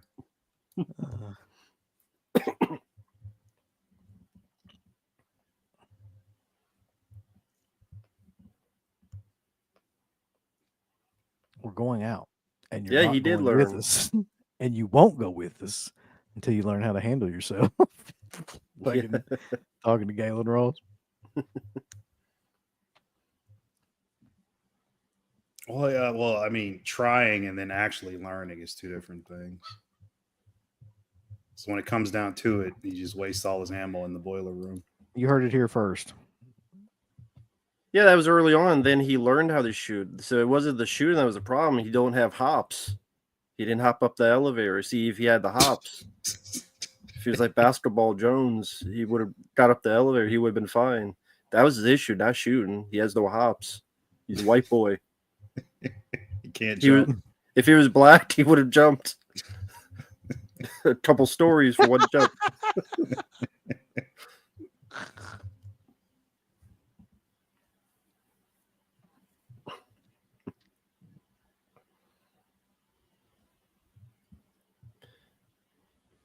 Back in the day when you could only use tape recorders. This is such a weird part of this movie too, where you really find out he's lost his mind. Like, they get that. Yeah, is the head Nicotero or the other guy? I think it's Nicotero, isn't it? Yeah, I wasn't sure if it was him or the other guy.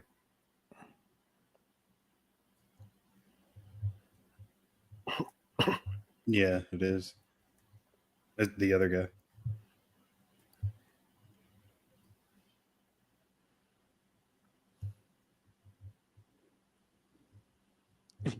Mark, do your best country accent. You got one you can break out on us? No, I don't. Country. And funny enough, the head kind of reminds me of the Thing, like before it stretches Yeah. out with the way it moves and stuff.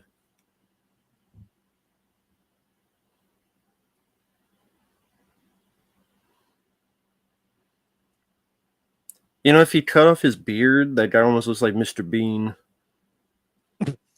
He actually would. I've never thought about that. He does. If you take his mustache, he does look like Rowan Atkinson.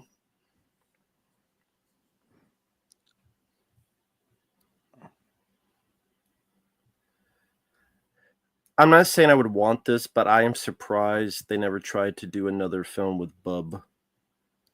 They did. He was in Well, the Dawn of the Dead remake or Dawn of the Dead well, Contagion. no, that's or- Bud. Oh, that's true. But I mean, I'm just surprised. I mean, I get why, because it's different rights, but because I'm sure there's probably people that want him to do sequels to Dawn or Day with the same characters, Mm-hmm. or the two characters meeting, just can't with the rights.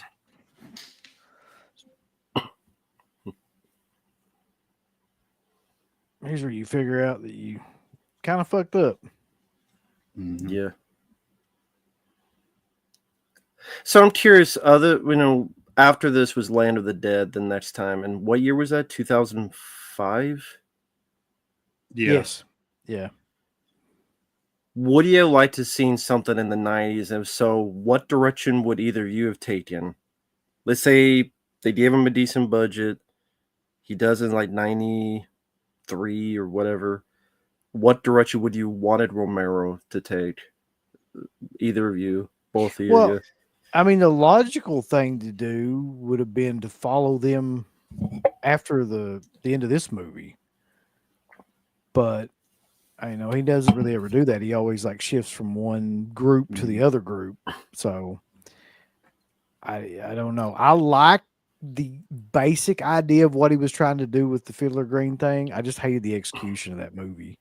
Like I like the idea of segregating the rich people from the rest of the people, because that's exactly probably what would happen in a situation like that.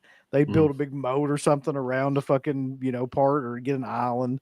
And that's where the rich people would be, and then everybody else would just be screwed and forced to fend for themselves. So I just wish that he could have done so much more with that idea that they didn't.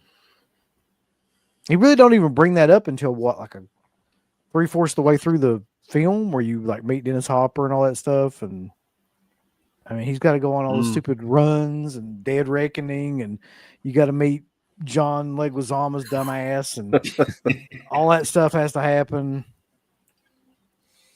Yeah, it's kind of hard to say, just because like I was literally a little kid in the 90s, so I'm not with Romero. It seems like he starts with his idea of like the subtext and the message or whatever, and then he kind of spirals out from there, because that's sort of the underlining theme of the movie, but not necessarily the main point. So whatever was going on in the 90s versus the 80s, that would have probably been the logical way to go with it. As far as the film itself, sorry, go ahead. Oh, go ahead. You go. No, go ahead. I was just gonna say, like, this is where we're gonna watch Logan get mowed down here. Yeah. I don't think he needed that much ammunition to fucking kill him. No. He needed to make sure. He needed to make sure. Back when they did this thing called squibs, folks. Mm-hmm. Why is that so difficult to do now? Either A, they deem it too dangerous. I mean, there are ways you have to be careful, but it's how people are nowadays. Or they feel it's too much time, because if something goes wrong, then they have to redo the wardrobe. You have to fix everything. But if it's CGI, you just shoot whatever the reaction, then you just add it after the fact, and you move along the schedule with the crew and cast, and for them, they view it as saving time on set. That seems ridiculous, though, because I mean, you look at all of even the most low budget of action movies from the 80s and stuff, like all those films, there's a ton of death scenes and shootouts, and people get blown up or whatever, because they weren't able to do CGI stuff. But like, again, it's cheaper for them. The more people on set, cast, crew, extras, the more money spent. But if you have like one or two guys in a computer, it's a lot cheaper, a lot less people to pay. It seems like the CGI would be more expensive, no? Like, well, yeah, imagine like the time. It's all about time. So the time to set it up, the time to do it, if it screws up, the time to replace everything. And then all those people on set, like they want to get it done, the movie done as quick as possible. Yeah. So any way to move that time. I get that, and I hear you, but like I'm not saying it's good. Yeah, no, I know, but it's ridiculous, because I don't think any of those productions fell behind, and they still pulled it off. I know. Mark, you're talking about 2025, a year of shitty movies. This is true. That's the one thing I hate about the John Wick films. Not to get too much away from Day of the Dead, but since we're on squibs, that's one of my biggest issues with those films. Like, I like those movies and all, but man, they would be so much better if it was. Well, that's one of my biggest issues with fucking Land of the Dead, for that matter. Right. Like how much bullshit they did with those kind of effects. And they argue like, well, we could do more with CG. Like, we couldn't do this with practical. I'm like, yeah, but it looks like shit. Right. Like that shot right there. He shoots him in the head. I mean, that looks really good. How long does that take to set up now? Come on.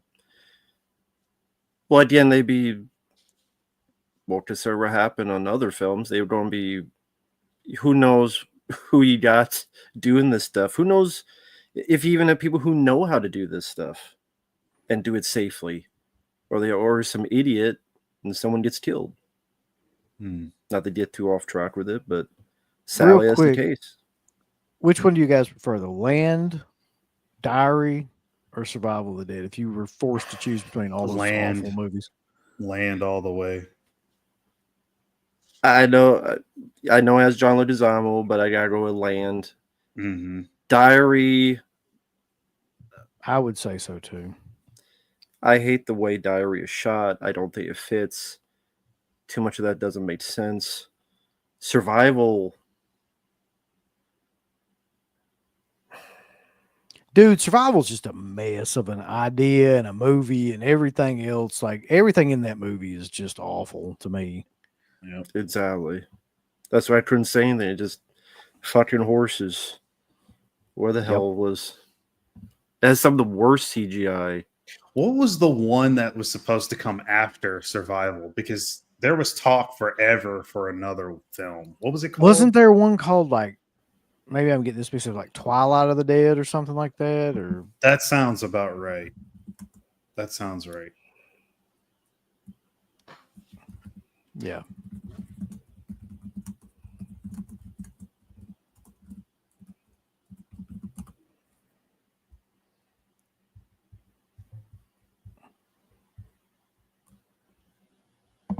He's going to whip his eyes.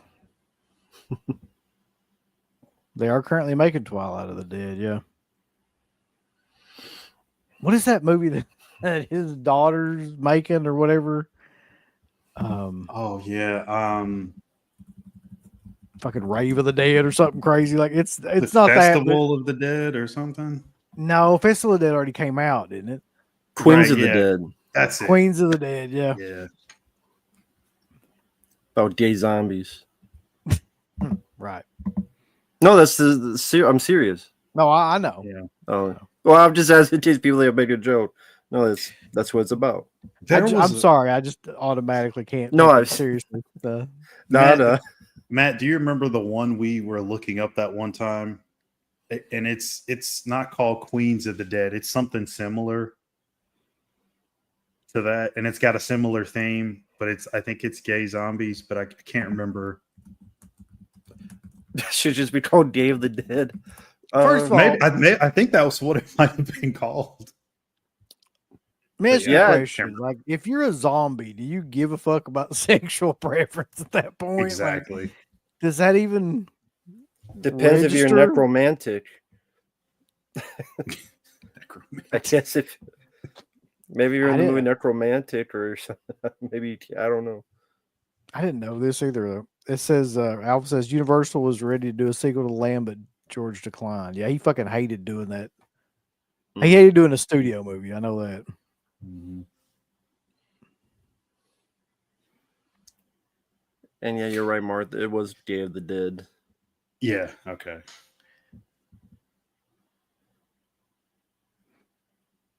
How about Dawn of the Dead? DONG. God.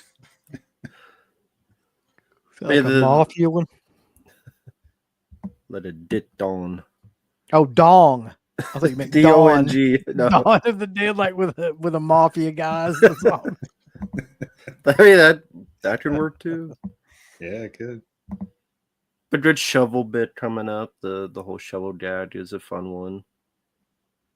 Yeah. The head pop. Or top of the head.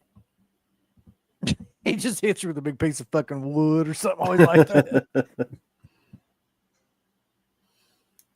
So for either of you, what's your favorite gore bit in the movie?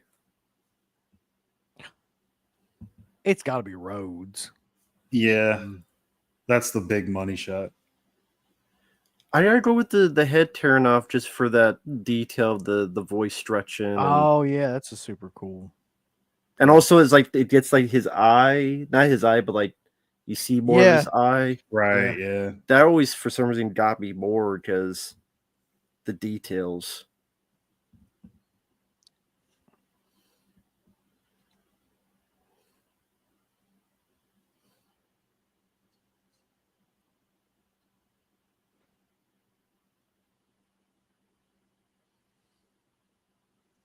taking Nubbins. roads as guns.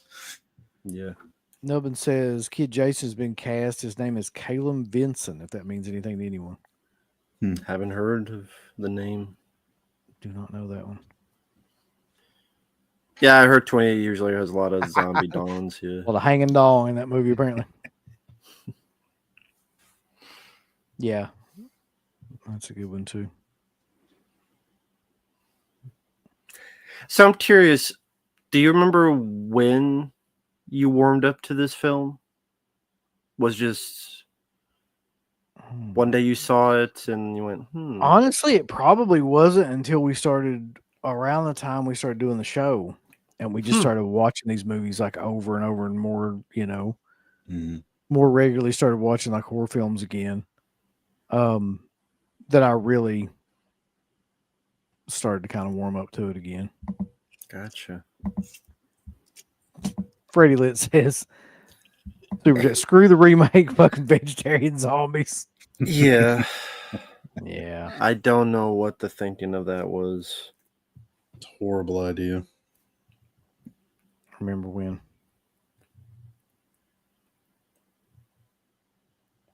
Yeah, we're gonna have woke zombie. I guarantee you that's gonna happen in the next year. Like there'll be a mainstream movie with that in it.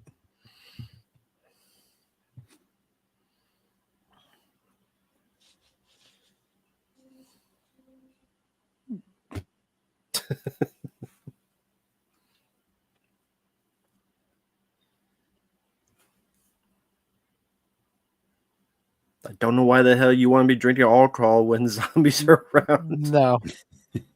Not really the best idea. It's going to make your aim better.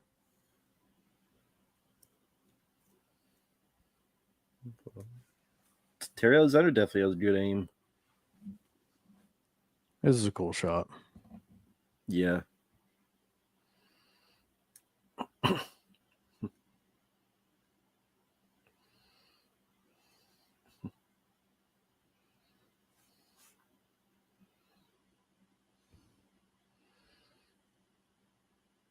Oh, here's where Butt Boy is gonna ruin it for everybody. Really, that one fucking little thin chain, that's all they had on there. Apparently. Yep. Unless he took all his time to get everything else off. So, Mark, why does he do this? Because he's suicidal. He's taking everybody down with him. Genocidal. He's praising, praising to Allah. You know, he did the thing. I don't think that worked.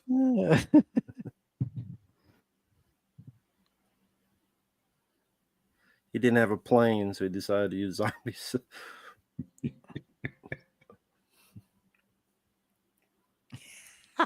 That's fucked up, Bram. I just got that. I did like Warm Bodies when it first came out. Oh, I remember that. Forced into watching that movie. I like a lot of questionable movies if you really want to come down and think about it. I mean, I don't mind it for what it is. It was different. I mean, I've seen worse. I could watch it. I mean, I love World War Z. I didn't mind that when I saw it in the theater, honestly. Yeah, especially yeah, go ahead. I was just gonna say I thought it had a unique take anyway. Like, I mean, how many times can you watch the same shit story about, zombies and stuff? There has to be something to it. Mm-hmm. Something different. And I liked how, unlike other films, it ended on a more quiet note with a stealth, which usually would be like this big action scene. But anyway, not to get off tangent, but yeah, I like that film. Mark, when you gonna take you out that water bong? I should try. Freddie Lit says a woke zombie movie would have the zombies stop eating people because the blue hair, fat Twitter bitch it's racist. Jesus. Y'all, now listen, we're good people though. I just want everybody to know that in this chat. Good people. Mm-hmm.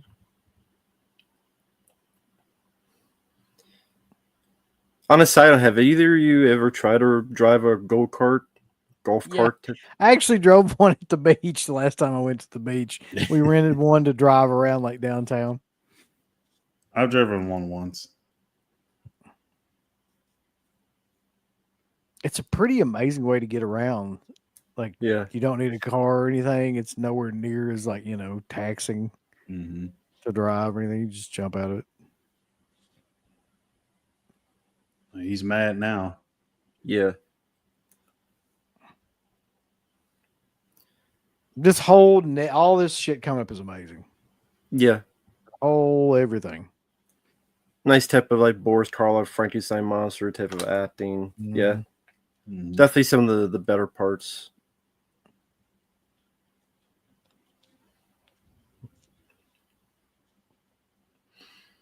Although I don't think he went out and taught zombies a bunch of anything.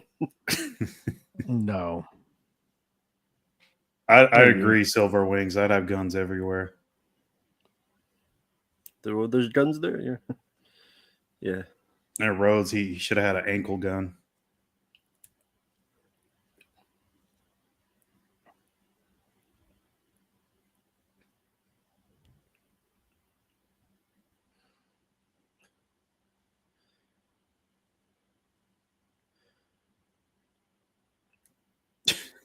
What's his plan? Just come stop and look. Yeah, every direction. I like where he starts freaking out and he's like, holy shit.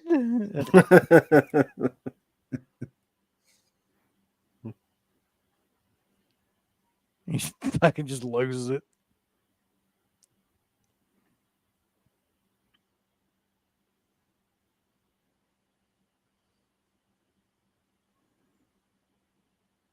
Yep.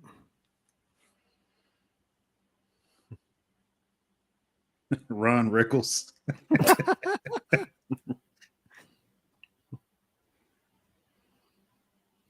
don't think he's gonna make it, Bulls. Yeah, doesn't he die laughing? Yeah. Well, kinda. I mean, for a brief period of time, yeah.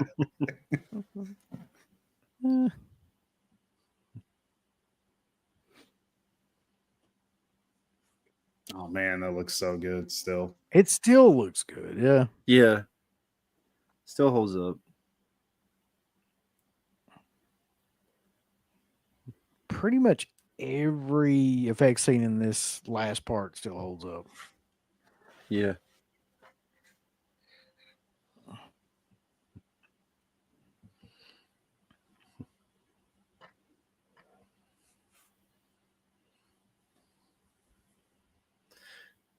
So is there something in this film you would like to have seen them do and they didn't do? Whether an idea or like a sequence or something that you don't, I wish they would have done this or I wish they would have added this. No. Maybe just pay off Sarah's research and she actually had found something that could potentially help in the future, but then it just gets ruined and lost. Honestly, I think the only thing that could help this movie was just to have more of a budget.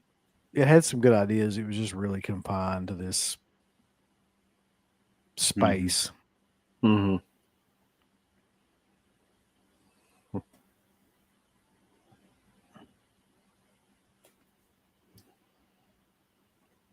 Oh, yeah.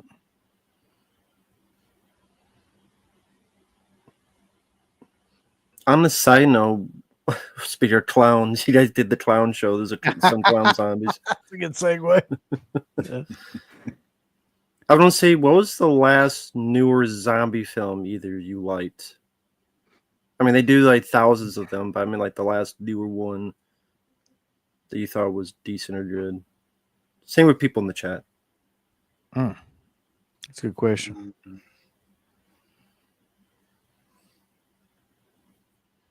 Shit, I don't even know. I can't even remember the last new zombie movie I saw.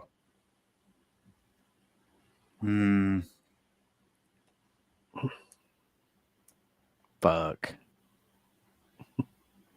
I mean, The one that really sticks out of my head wasn't even a movie. It was the first season of that show Black Summer that was on Netflix. I never saw Black Summer. I thought that was probably the best made zombie anything that I had seen in forever. I Huh. still go back and watch like that certain I'm- episodes of it to this day. I haven't even heard of Black Summer. Most people haven't. It didn't do very well, or it didn't gain a lot of traction. Black Summer. I don't think. Huh. Jax, the fuck up.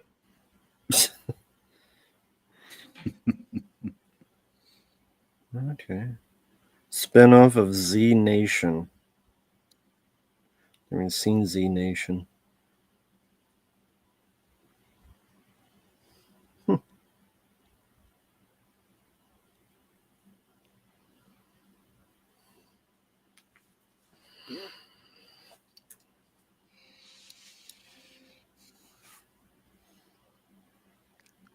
I'm trying to think. What's the last zombie movie that came out? Just period. Let's see. See some people mentioning The Dead Don't Die. That was 2020 or 2019. Fuck no. If you want to see a zombie film that's pretentious and boring as shit, you do watch that. I would advise not to.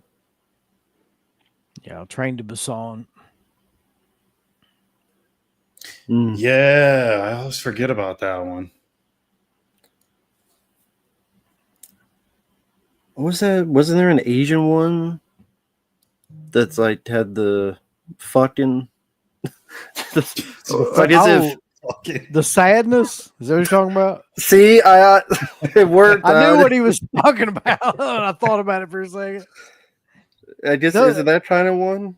Were they zombies, or they were just like I don't know what the fuck was going on. Yeah, I guess really. infected. Yeah, infected. But I do. You know the. Yeah, I know the scene. It's hard to forget.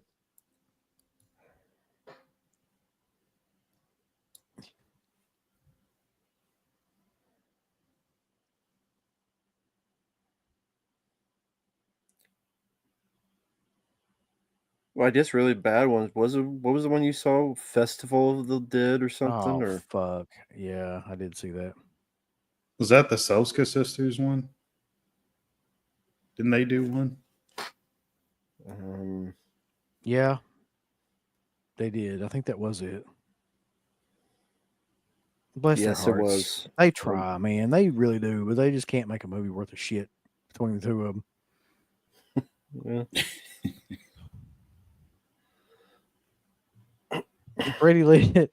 Y'all listen to the song "My Hero" by the Foo Fighters. You mean like right now, or as Rhodes tries to get away, or yeah, that would be perfect. Like him just here go my hero. Just yeah.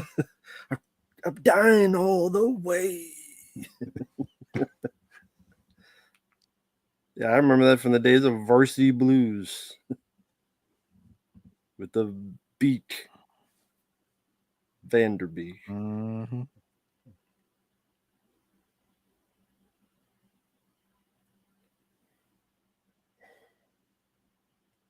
Mark, you still haven't thought of a newer zombie film you liked? Let me just look.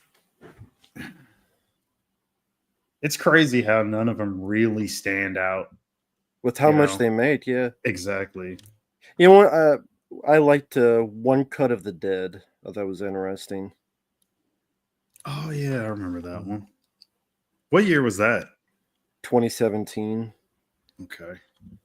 It's about a film crew making a zombie movie, and then a real zombie thing happens. Right. Yeah, I remember. And some other things happen. This Train to Busan was before that, right? That was 2016. Right. Okay. Yeah, I like World War Z. I saw somebody mention Zombieland, but I like that one okay, but that was 2009, and the sequel was 2019, so that was a bit more recent, but I didn't care that much for the sequel. It's not really zombies, but I like the Overlord. Yeah, that with Kurt Russell's son in it. right. Yeah.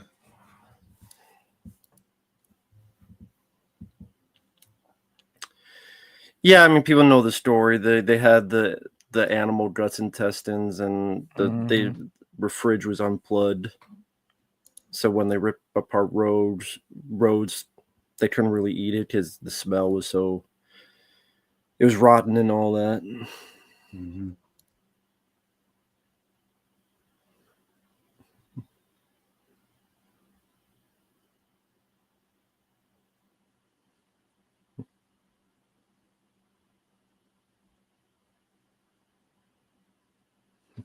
So can you tell me what the fuck the end of this means? Because I've never been able to figure this out. How you mean?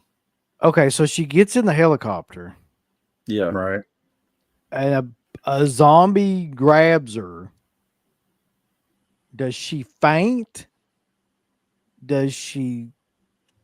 What the fuck happens? Like a zombie grabs her and then it just cuts and then it goes to. I guess Is that not real? Is the whole thing a fucking dream? Is that like part of dream? Because several zombies grabbed her, by the way, and then she just wakes up. So is the whole thing? I guess the way I interpreted was they get on the helicopter, and then she has a nightmare, reliving that moment, thinking, "What if I went in and a zombie had got me?" Kind of like a PTSD type of nightmare. That's the way I look at it. Maybe because I rewatch Aliens and I had Ripley waking up in nightmare or something. She has a little bit of PTSD, a little bit of They got on the helicopter, they were fine. So she's thinking, well, what if this has happened? What if that happened? That's the way I interpret it, but I guess other people can interpret however they want. Yeah, no, that's the thing that I think is the most logical. Would an island be the best way to go? Because couldn't the zombies walk through the water and just walk up and munch They did in Land of the Dead. They walked right the fuck through the. Maybe they're on the way. That would have been the sequel. They start, the zombies are coming ashore. It does seem a bit abrupt. Yeah. I remember when I first saw this, I thought, for some reason, I thought like this was an alternate ending, like they had a different ending, and then this was like, I don't know why. I think when I first heard about this, the person told me, "Oh yeah, you know that has a really downbeat ending." I don't know why he said that because it doesn't. Maybe they were thinking of a different movie. So when I saw this, I'm like, "Oh, see, is this like?" It felt like they had another ending, and then this was like the other movies. Like this was, yeah. That's what it gets. This is kind of what it feels like too, and it almost feels like they just want to do a jump scare or something at the end, for no real fucking reason. They didn't really know where to go with it. Yeah, so yeah, I wouldn't say it's downbeat at all, though. I don't know where he would have got that. I mean, maybe he was upset Rickles got killed. The only downbeat part of it is where they're basically just explaining there's no humans left. I mean, they're outnumbered. What did he say? 400,000 to 1. So there's like nobody really. Right. Like it's just all zombies at that point. So that's another thing. Mark, Dawn has a better ending. But why? Because they fly away. How the fuck, Mark? Can you not? Tin Foray. Yes. Shooting that cowboy music. That music kicks in. Taking people the face. Punching zombies, like front kicking zombies. Here, she's like, ah, and then people are confused. They don't know if it's a dream or not. And then it's abrupt. And is that the ending? What's wrong with ambiguity? I mean, I don't well, there's the difference between that and confusion. He was confused for years as to what the hell happened. I'm still kind of confused. See, ambiguity and confusion are two different things. But no, I mean, it could create some confusion, but the Dawn ending is the perfect, like, I don't know, happy ending, if there is such a thing, to like a Romero movie where he just fucking, he's going to kill himself, and then he just all of a sudden judo starts throwing zombies around, fucking, like he knows karate and just starts beating the shit out of everybody, and then gets on the helicopter. But anyway, Yeah, I mean, what if the helicopter malfunctioned and crashed, and what if all that happened? I mean, it You could have look at it that way. woman driving it and everything. Fuck, Yeah, that's right. straight into the river with that son of a bitch. Anyway, so that was Day of the Dead though. That went by really quick. Yeah, it's a shorter movie. Yes. What are your all's impressions now? I mean, after watching it again. It's still the best of the three. Well, yeah, still I figured still the second best. But I've always enjoyed Day of the Dead ever since I first saw it. All jokes aside, I do think it's a very good zombie film. Has excellent special effects. Has a great score. I think Rhodes, very memorable character, wonderful lines. Bub, Richard Liberty. I think Laura Cordeal does what she can. I think her character is very thinly written. But I think Laura Cordeal, the actress, she does what she can. I think she does a good job. I think her character had been written better. The one guy who like killed everybody, he was a pussy. He's just like going to Allah and shit, you know. How could they have made her character better? Well, again, like you said, like if they did stuff with her research, if they gave her like an arc, like something a little bit more, like Patricia Tallman, like he said about 9/11 Dead remake, like something like that could have been cool. But I still really enjoyed Day of the Dead. It's still my second favorite Romero film after Dawn, and I could see why people were mad at the time, but it definitely has garnered. It's garnered love and it deserves it. So, rest in peace to George, and he did a great job with it. Oh, Phantasmat, not you two. Day is second best. Whatever, buddy. Wait, we don't know what he thinks is first. Like, what if I he's was like thinking Night or something? like Survival the most. Yeah, I would fucking smack him if he said that. He's like, Diary's the best. There you go, Matt Arnett and Zally. Dawn is the best. Thank you. There you go. 3-1. We win, Mark. Well, that's it. It's over with. Case closed. You're welcome. Nah, I mean, how about you after you seen it again? Which one? Me? You. Yeah. Yeah. I mean, I feel I've seen it so many times. I feel Me too. pretty much the same. Like Joe Pilato, I'd never not get a kick out of all the shit that he's in. Like all the scenes that he's in. The effects still hold up amazingly well 40 years on. Like it's crazy that how good those are, how seamless they are, you know. Yeah, even in high definition and stuff. I'm sure looking at that now, that'll hold up a lot better. The only thing that won't hold up, in my opinion, is some of the masks. Because what they did was some of the background zombies just had fucking shitty kind of masks on, like zombie masks and things like that. Because they didn't have enough. You don't want to paint everybody in makeup if they're just going to be kind of, you know, right. in Yeah, the that background. makes sense. But like you're going to see that a lot more when that 4K comes out. Some of those masks are going to be real noticeable. Yeah. Did you guys ever see the color version of Night? Yes. Yeah, I have the DVD of that actually. Okay. It's the one with the green cover and Yep. Yeah, that's the one I have too. For some reason it looked, and maybe just I haven't watched it in years. This is just off memory. From what I remember, it looked bad. It does. It's not. I mean, it's just not natural anyway. But like, it just doesn't look very good either. Yeah, something about it was just off. I don't know. Maybe it was the color, just wasn't right, or the movie. But Matt says Night Living Dead 68 is my all-time favorite movie, so I'm biased. Cool. I probably watched that movie on that Criterion 4K 10 times in the last month. Nice. I just kind of keep it on a loop.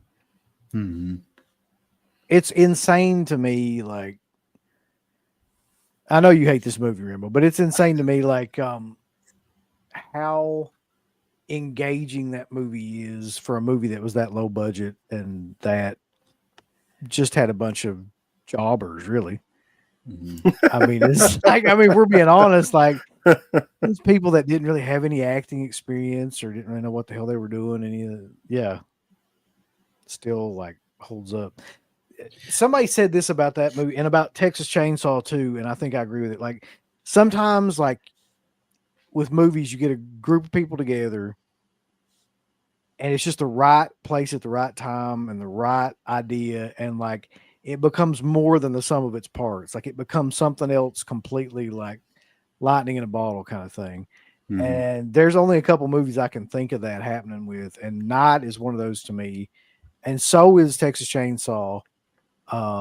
Just where like everything, it transcends the, the limitations and the bad, cast and the dialogue and stuff like that. It just becomes something Mhm. completely unto itself, really. Mm-hmm. Yeah. Especially for TCM. I mean, look at how many times they've tried to recreate that. And it's never quite hit the mark of the original film. It never will. It's totally lightning in the bottle. Time capsule, even. What's another movie like that though? Because those are the two that I always really think about. What's another one that you would put in that category that could not really be remade, and they you can't really? I mean, for me, I'd say this might sound cliche, but maybe Halloween, because they've tried to remake it, and all the sequels, none of them hold up. That's my own personal thing. I would say Nightmare as well, because you can't replace Robert Englund, Oh and yeah, it's not going to work with anybody else. You'll never be able to unsee what Craven and Robert Englund did with that first one. It's not going to work anywhere else. I don't think. I would say Jaws. I thought that too, It's a Rambo. good one. Like immediately, that was one that came into my mind too. Evil Dead. Yeah, That's another. That's definitely. another good. That's another Mhm. good one. The Shining. Henry, The Shining is a good one too. But I mean, that had a really good director and cast too.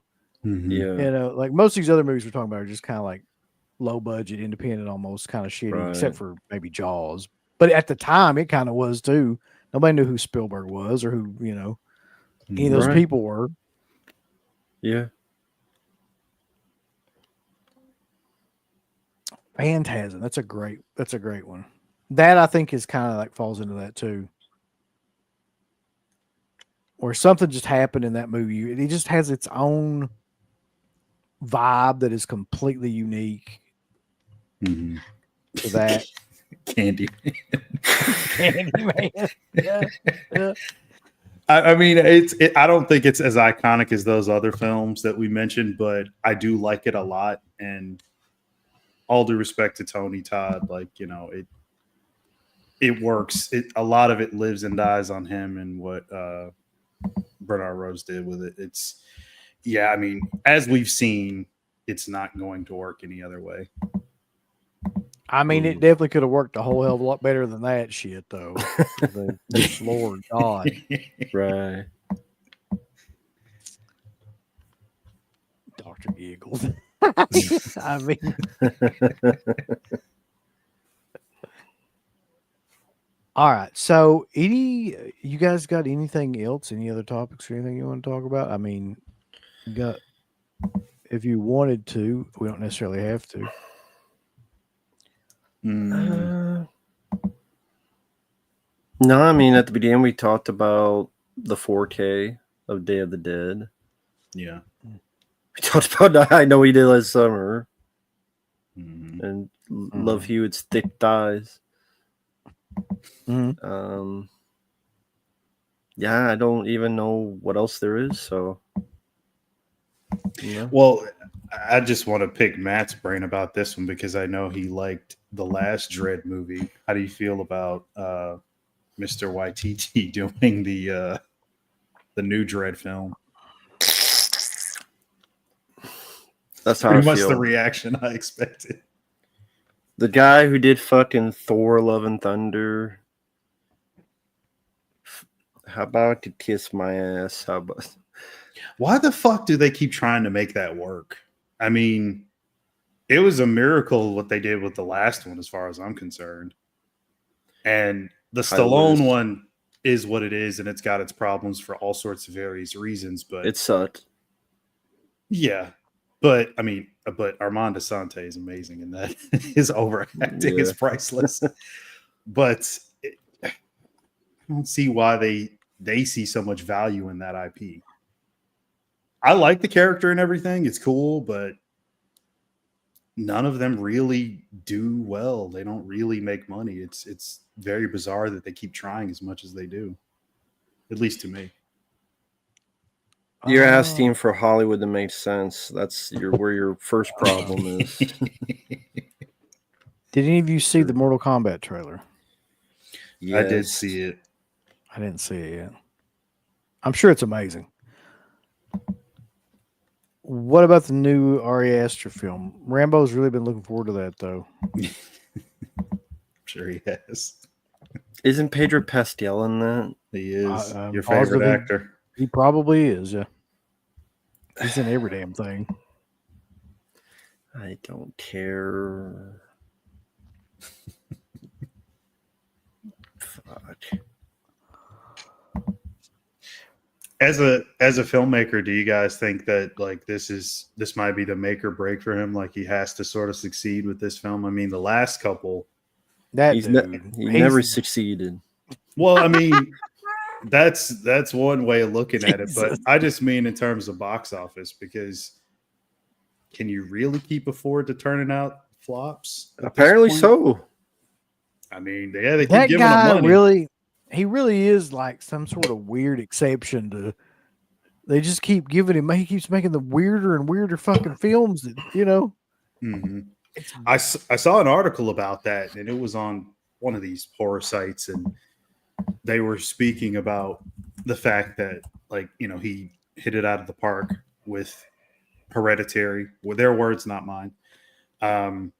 And then Midsommar was what it was, and then, just his films, like you said, they keep getting weirder, but like, what the fuck? That's all I kind of think when I see any announcement with his name attached now. It's like, I guess you can just have the right agent or whatever, and they'll just give you money. I don't know. It's really weird. Yeah, I don't understand that either. Like they just keep like you take a look at Robert Eggers, right? He was in the same kind of class to me as Ari Aster when they first started, but now he's gone on Mhm. and did like a huge Hollywood film that was really successful. Regardless of what you think about Right? it, it Yeah, was yeah. really, He really was. successful. So like, and like who's somebody else? Like you got your Mike Flanagans and shit like that have gone on and done things. You got like who's another guy in that league too? Let's see, Eggers, I guess you could kind of put Jordan Peele in that class in a way. Ty West. That's what I was thinking of too. Yeah, So him he's too. kind of gone on and done Hollywood kind of stuff. So I don't know. He's just really seemed to be like, of all those guys, he's the one that's the most like, I do not give a fuck about what anybody thinks about these movies or if they're commercially successful. Like, here's a fucking like Bo is Afraid, and then here's like a Sasquatch movie, and yeah, whatever. Yeah. Yeah. What's going on with Stranger Things? I'm apparently completely off the radar. Is that coming back? Oh Yeah. they dropped the new trailer for it Yeah. for the last season. Finally. But yeah, that should. I think it's in November. Comes out, and of Cool, course, I'm out. Netflix is gonna milk that for all it's worth because they're splitting up the season like they did last time, but this time in 3 parts. Damn, man. Yeah, I mean that's their bread and butter, though. That's the most successful thing they've done. So That's they're gonna- cool. I won't watch it. You said you will or you He won't? said he won't. I'm pretty Oh, sure. okay. So that's cool. I won't watch it. No, I've been sitting there damn near 30 years old. Pretty much. That's true. It's like, I don't know what you could do at this point. Yeah, Alf, I can't wait for more dick monsters. He says Bo's Afraid was great. I haven't seen that movie still this day. Yeah, it's about as great as AIDS.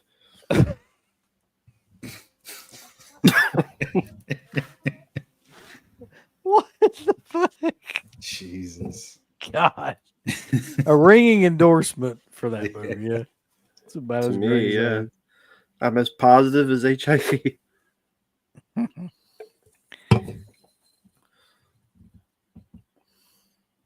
Uh, It is, All right. he's too afraid for Bo's Afraid.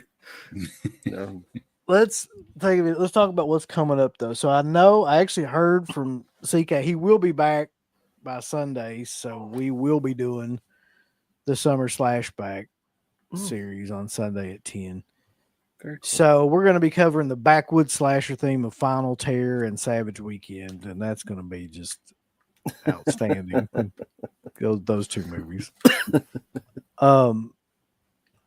That's all I know for right now, but I'm sure there'll be some other stuff with all the news that's coming up. But Rambo, what do you got going on? Long story short, thanks to people out there, a lot more requests coming. A lot of films to rewatch and to review. So Air Force One, Daylight, War Games, films like that. Sadly, I saw Ironheart, the Iron Man Girl TV show, episode 1. Dumbest shit ever. That was great. So that review, that rant will be coming up. So it deserves its low rating and all the hate it's getting. Well, you have a main character who somehow she's this smart MIT going girl who can make anything from an actual Iron Man suit, but yet somehow she's broke and can't make money. So she decides to join a gang to steal shit. Because apparently that's only... If you're black, you gotta go steal shit. That's what the show tells you. Basically. So that's the underlying message. Yeah. Even though she's so smart, she could make anything and just sell it on eBay and make the money. But the script is so stupid. No, she just joins this to make money. She joins a gang. And then her AI becomes like the memory of her dead best friend. She puts it to her suit because she fell asleep thinking of her. Wow. Okay. And she's also good. selfish because she doesn't want to help people. She just wants to be iconic. She says this like 10 times. So very likable character. Very easy to root for. Fuck that bitch. I'm gonna go get Disney Plus right now so I can stream it. Well, again, I love how they're progressive. It's like black people only know the steal, apparently. So very progressive. But by the end of the season, she's gonna realize that it's wrong. That's the message. No, she wants to be iconic. She can do that too. Yeah, iconically shitty. So, in other words, you loved it and you recommend it to everyone here. Yeah, thankfully it was one episode.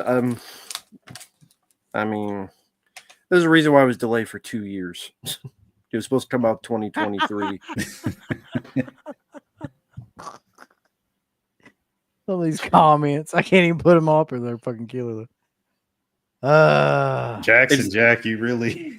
Exactly. She's snobby, obnoxious, and a hateable character. Exactly. She yells at her mom for no reason. She just... I don't understand. We talked about this before, just how writing has gone downhill. And I've said it, my own personal opinion. This has been the worst year for entertainment in a while for me. Have there been films I liked? Sure, but this has been a garbage year. Because if I give like a 5-star, there's not one film I've seen that's a 4 or 5-star movie for me. I mean, yeah, it hasn't been great. I'm gonna agree. And we're over halfway through the year. Yeah, it's not a year where you got stuff like Long Legs or Megan or things like that you can. Really Megan 2. Megan 2 we had. And I know we did last summer and twice the excitement. 28 Dawns Later and all that shit. Superman, Mark's favorite. Yep. Jeez. Anyone want to get mad about that? I'm Yeah. sure that somebody will get Somebody mad about will. that. Mark, you don't get beat up all the time. You Yeah, asshole. it's the best one ever. You know, other people at Twitter the Discord said the same thing. He tries and he gets beat up all the time. I mean, I actually saw that movie. I took the kids to go see it and everything. Oh, Well, there you Superman? go. Come Since on. the last time that we've talked. Oh, okay. How was Um, it? the very first thing that I did notice was he gets the shit beat out of him all throughout the movie. Like, that's not an exaggeration. And I guess I get like how some people are saying, that they defend it because I mean he's Superman, so he gets the shit beat out of him, but he's fine. So it's Mhm. easy, but Mhm. he does like there's a sense to it to where like to me the Superman character is invincible, like indestructible. You can't so there's scenes in it that really don't make any sense where he gets like these cyber bugs that go into his lungs and keep him from breathing, but that really wouldn't be a Exactly. thing from Superman. You know what I mean? Like, Man-made technology yeah, hurts him that really because wouldn't that's how it happen. works. Exactly. So yeah, like, but overall, like, I wouldn't say that I thought it was terrible. It's definitely to me a better fucking Superman than the Zack Snyder Man of Steel shit. So Mark would disagree. I see his face. yeah, I mean, I see know he his would, face. but like, I fucking hated that movie, man. Like, I talked about this on the Discord earlier, I haven't seen it, so I can't say. where I mean, just looking at villains like Michael Shannon as Zod, I thought was really good.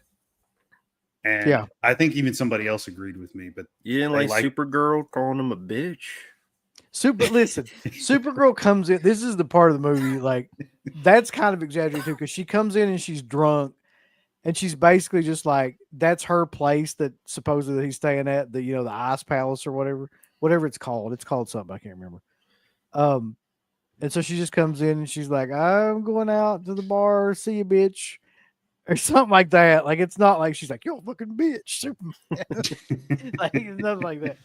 But I didn't mind like what's his face, who I actually really like in a lot of other films too. Like, he's been in a ton of movies that I've liked Nicholas Holt. as Luther. Yeah, Nicholas Holt. I didn't mind that. I thought it was good. I thought the guy they got to play Superman was really, really good. Like, in terms of like the look and everything, like he looks like what you would imagine like Superman would look like. How you feel about the dog? The dog is clearly there for kids. Like, there's no other reason for that dog to be there. Mm-hmm. Sure. The only problem I really have with that movie is that it was going along really, really well, and then they started talking about aliens and shit, and then I was just like, "Fuck!" Like, we know where this is Which going. comes up constantly. Yeah, and it's like, so they're saying Superman's an alien from a different planet, and therefore like basically needs to be deported. It's like, dude, we get it. Like, so we're obvious. Yeah. Okay. just like hammer to your fucking head. Like, here's what it is. Gotcha. Did you like the monkeys? The typing monkeys? Monkeys were fine. They're in it for like 30 seconds. Cool. It's literally just a scene where he like rides by a bunch of monkeys and they're typing, and that's it. Yeah. So it's not like a big part of the movie or anything. It's you like does the squirrel. He saves a squirrel. He does save a squirrel. It does like have a bunch of like battle sequences in it, and I will say this is the one thing. While I was watching the movie, I was like getting more and more kind of like just, I don't know, because it didn't make any sense. He just gets his ass kicked by everything that comes up in this movie. Like, there's another like bunch of characters in it, and they're called like the Justice Gang, which is like some sort of weird Justice League variation. They were in the trailer, yeah. Yeah, and it's like they're more effective in the fucking fight sequences than Superman is, and that just doesn't really make any sense. Yeah, that's especially in a movie called Superman. So all the way up till the very end of the movie, he gets his ass kicked. So it's kind of like, if you think about it, it's kind of like a white. He's kind of like a white meat baby face. And he has to do Mhm. the comeback at the very end of the fucking movie. Pretty Like, much, yeah. Oh, okay. Yeah, go ahead. I just didn't mind it that much. Like, I didn't hate it. I didn't love it. I didn't hate it. If I had to rank it, I would give it like a 5. That's where I would be with it. Out of 5? No, okay. Yeah, 5 out of 10. No. It's funny you mentioned the babyface thing. I guess before I want to hear your thoughts on Goldberg. Oh, the final match or whatever. And then him like complaining and his speech Dude, cut off. And you know what? In hindsight, they should have never done that. which what They part? should have never given him a final match, like, because he's clearly fucking like overestimating his importance in the grand scheme of things. Like, he was just a dude that got over by not losing because he was booked that way and pushed that way. He didn't know how to wrestle. He wasn't particularly like, good at anything, interviews, anything like that, promos. And he has made so much fucking money from WWE in the last 10 years. It's ungodly, the amount of money. Just doing like a couple of different matches. And then for him to come out there and bitch about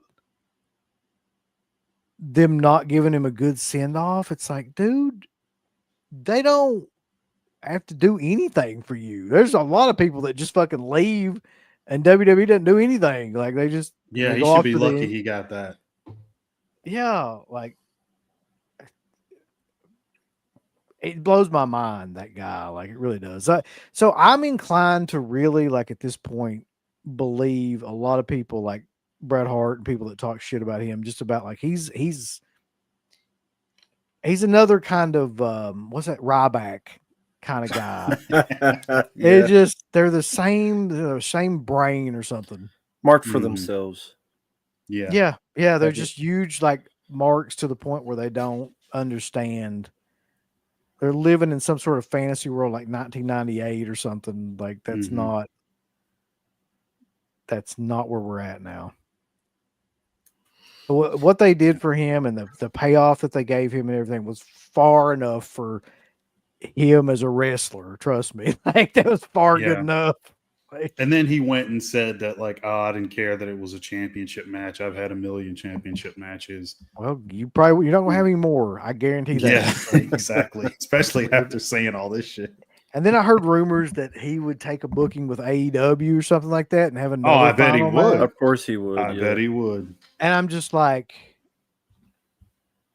I hope you take that book. I hope it's against Moxley and he uses a fucking like cheese grater on your head God. or some shit and like just beats the dog shit out of you. Well, I guess it would do him and Jericho, since supposedly Jericho beat him up in real life. Yeah.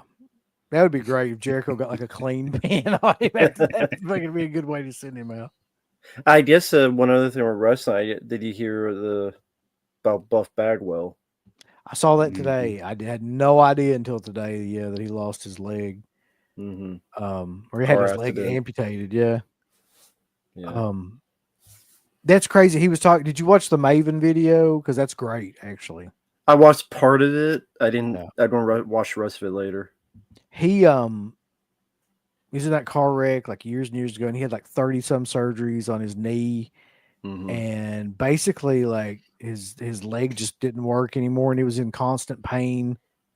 And he pulled his pant leg up, and his leg was like just blue, like all the way down, and just kind of like scabbed, almost like somebody with diabetes or something. You know how they get like and you could tell just the blood flow wasn't working or anything like that.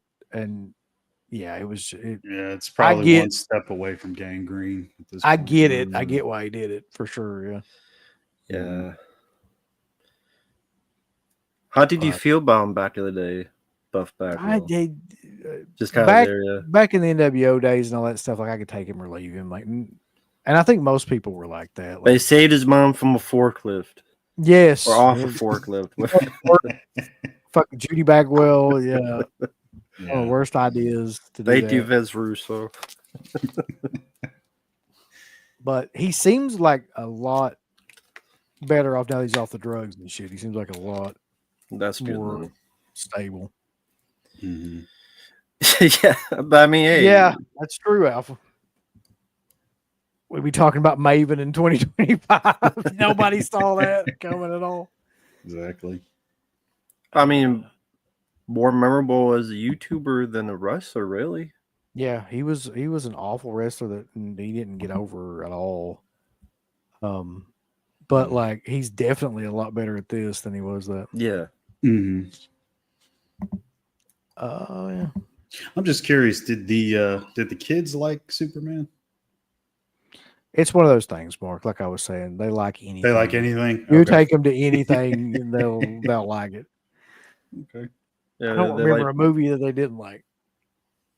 So unfortunately, my oldest daughter is really into. I'm ashamed to say this. Really into Marvel and DC movies, and I've tried to talk her out of it. I've tried to get her therapy, shock treatment, different things. But so you've seen Fantastic Four?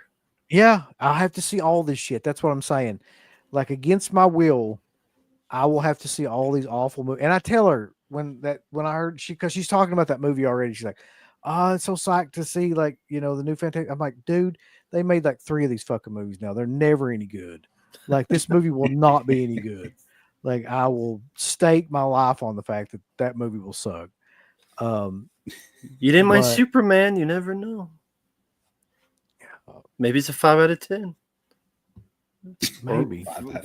Fantastic 4 out of 10. Just looking at like who's in it, I highly doubt that. Oh yeah, I'm trying to be optimistic. Well, I'm not. I know it's going to suck. I didn't see Thunderbolts, but she saw it. Like we were at a different movie. I don't remember what we saw, and she was watching Thunderbolts. She's seen them all. Like, and so she is. Okay. I kind of wanted to talk to her about this the other day, but I didn't get a chance to. Like to just pick her brain and figure out, like, because she is that audience that I always talk about, like where I say I don't understand people that go to all these movies. So I want to know like what it is about those fucking movies is just so captivating to her, because she's not young. She's like 13, getting ready to turn 14. So it's like I just want to know, like, what are you seeing that I'm not fucking seeing? You know? Was that her who she didn't like the Beetlejuice sequel, right? No, she hated it. Okay. Yeah. So all right, we got one. That's one thing she didn't like. That's true. She really didn't like that movie. No, Jazz and Jad, I did not like Thunderbolts, where the ending is they hug it out. And Captain America was trash. I had to see that movie. At least I had to see half of that movie because I was going back and forth between that movie and another movie. Matt asked in the chat, "Did Peacemaker show up in Superman?" Yes, he did actually. So I know Rambo. He did you're gonna that scene. Get to see some John Cena in Superman. Whatever. You'll love it, dude. You'll absolutely love it. Yeah. All right, I gotta get off here though. Mark, what you got? Anything going on? I'm going to do a Superman review. It's the next. Please do. You're serious. That would be great. I'm not. Why not? Like, just be honest. Well, I mean, I've kind of said everything here already. Yeah, but dude, we want to see a video from you, man. You have the same setup. I don't know if I'll waste time on that though. If I do something, it'll be on something else. I don't want to talk about Nicholas Hoult crying and throwing pencils on the floor so people can pick it up. Yeah. See, we want to hear this. This is what we want to hear. Here's what you need to do. You need to go watch the last Captain America that came out, Thunderbolts, Superman, Fantastic Four, right when it comes out, and then just do a review on all of them at the same time. Watch them back to back. As a matter of fact, just turn the shit on and just start watching all 4 of those movies at the same time, like back to back, and then just talk about them. God, I don't know if I can make it through all of them. By the end of that, you will be dead. Like, probably no chance. All right, everybody. So until next time, just remember, everybody dies, but Friday night lives. See you guys. I want all these people to click everything they're supposed to click. You haven't been liking them, you haven't been subscribing to them, you haven't clicked the bell or notification or anything like that. Folks, why don't you click the like button? Do you hate us? Do you not want to see us succeed? Why don't you click the heart button? Is this something that you have against our particular show? Why don't you subscribe? You should click on one of them buttons right now if you want us to continue to bring greatness into your life. There's all kinds of wonderful shirts over at shop.deadpit.com. Simply the best horror shirts. On TeePublic, there are others, but they all suck. You can get some Dead Pit radio shirts. You can get Last Out on the Left. The Hills Have Eyes. Texas Chainsaw. Oh, wait, you can't say Texas Chainsaw. All kinds of shirts, folks. You're gonna love them. Shop.deadpit.com. Special thanks goes out to our supporters on Patreon. You know what kind of stuff you can get on Patreon, Uncle Bill, starting at only $1 a month? What's that? Access to every Dead Pit show since 2005. We got almost 200 fan commentaries that we've done over the decades. Here's what other fucking Patreons do. They're like, hey, give us money and then we'll let you see a video early that we're going to release like a fucking week from now. And then that's all we're going to give you. Meanwhile, we have a literal jukebox full of songs, thousands of reviews. I don't even know how many shows are up on there now that we've done over the years. Hundreds of thousands. You need to figure this out now and subscribe to us on Patreon and YouTube and Instagram and help us to 1 million. The road to 1 million subscribers starts today. So Dead Pit on Patreon.com. Join today. Tiers start at only $1, but I'd recommend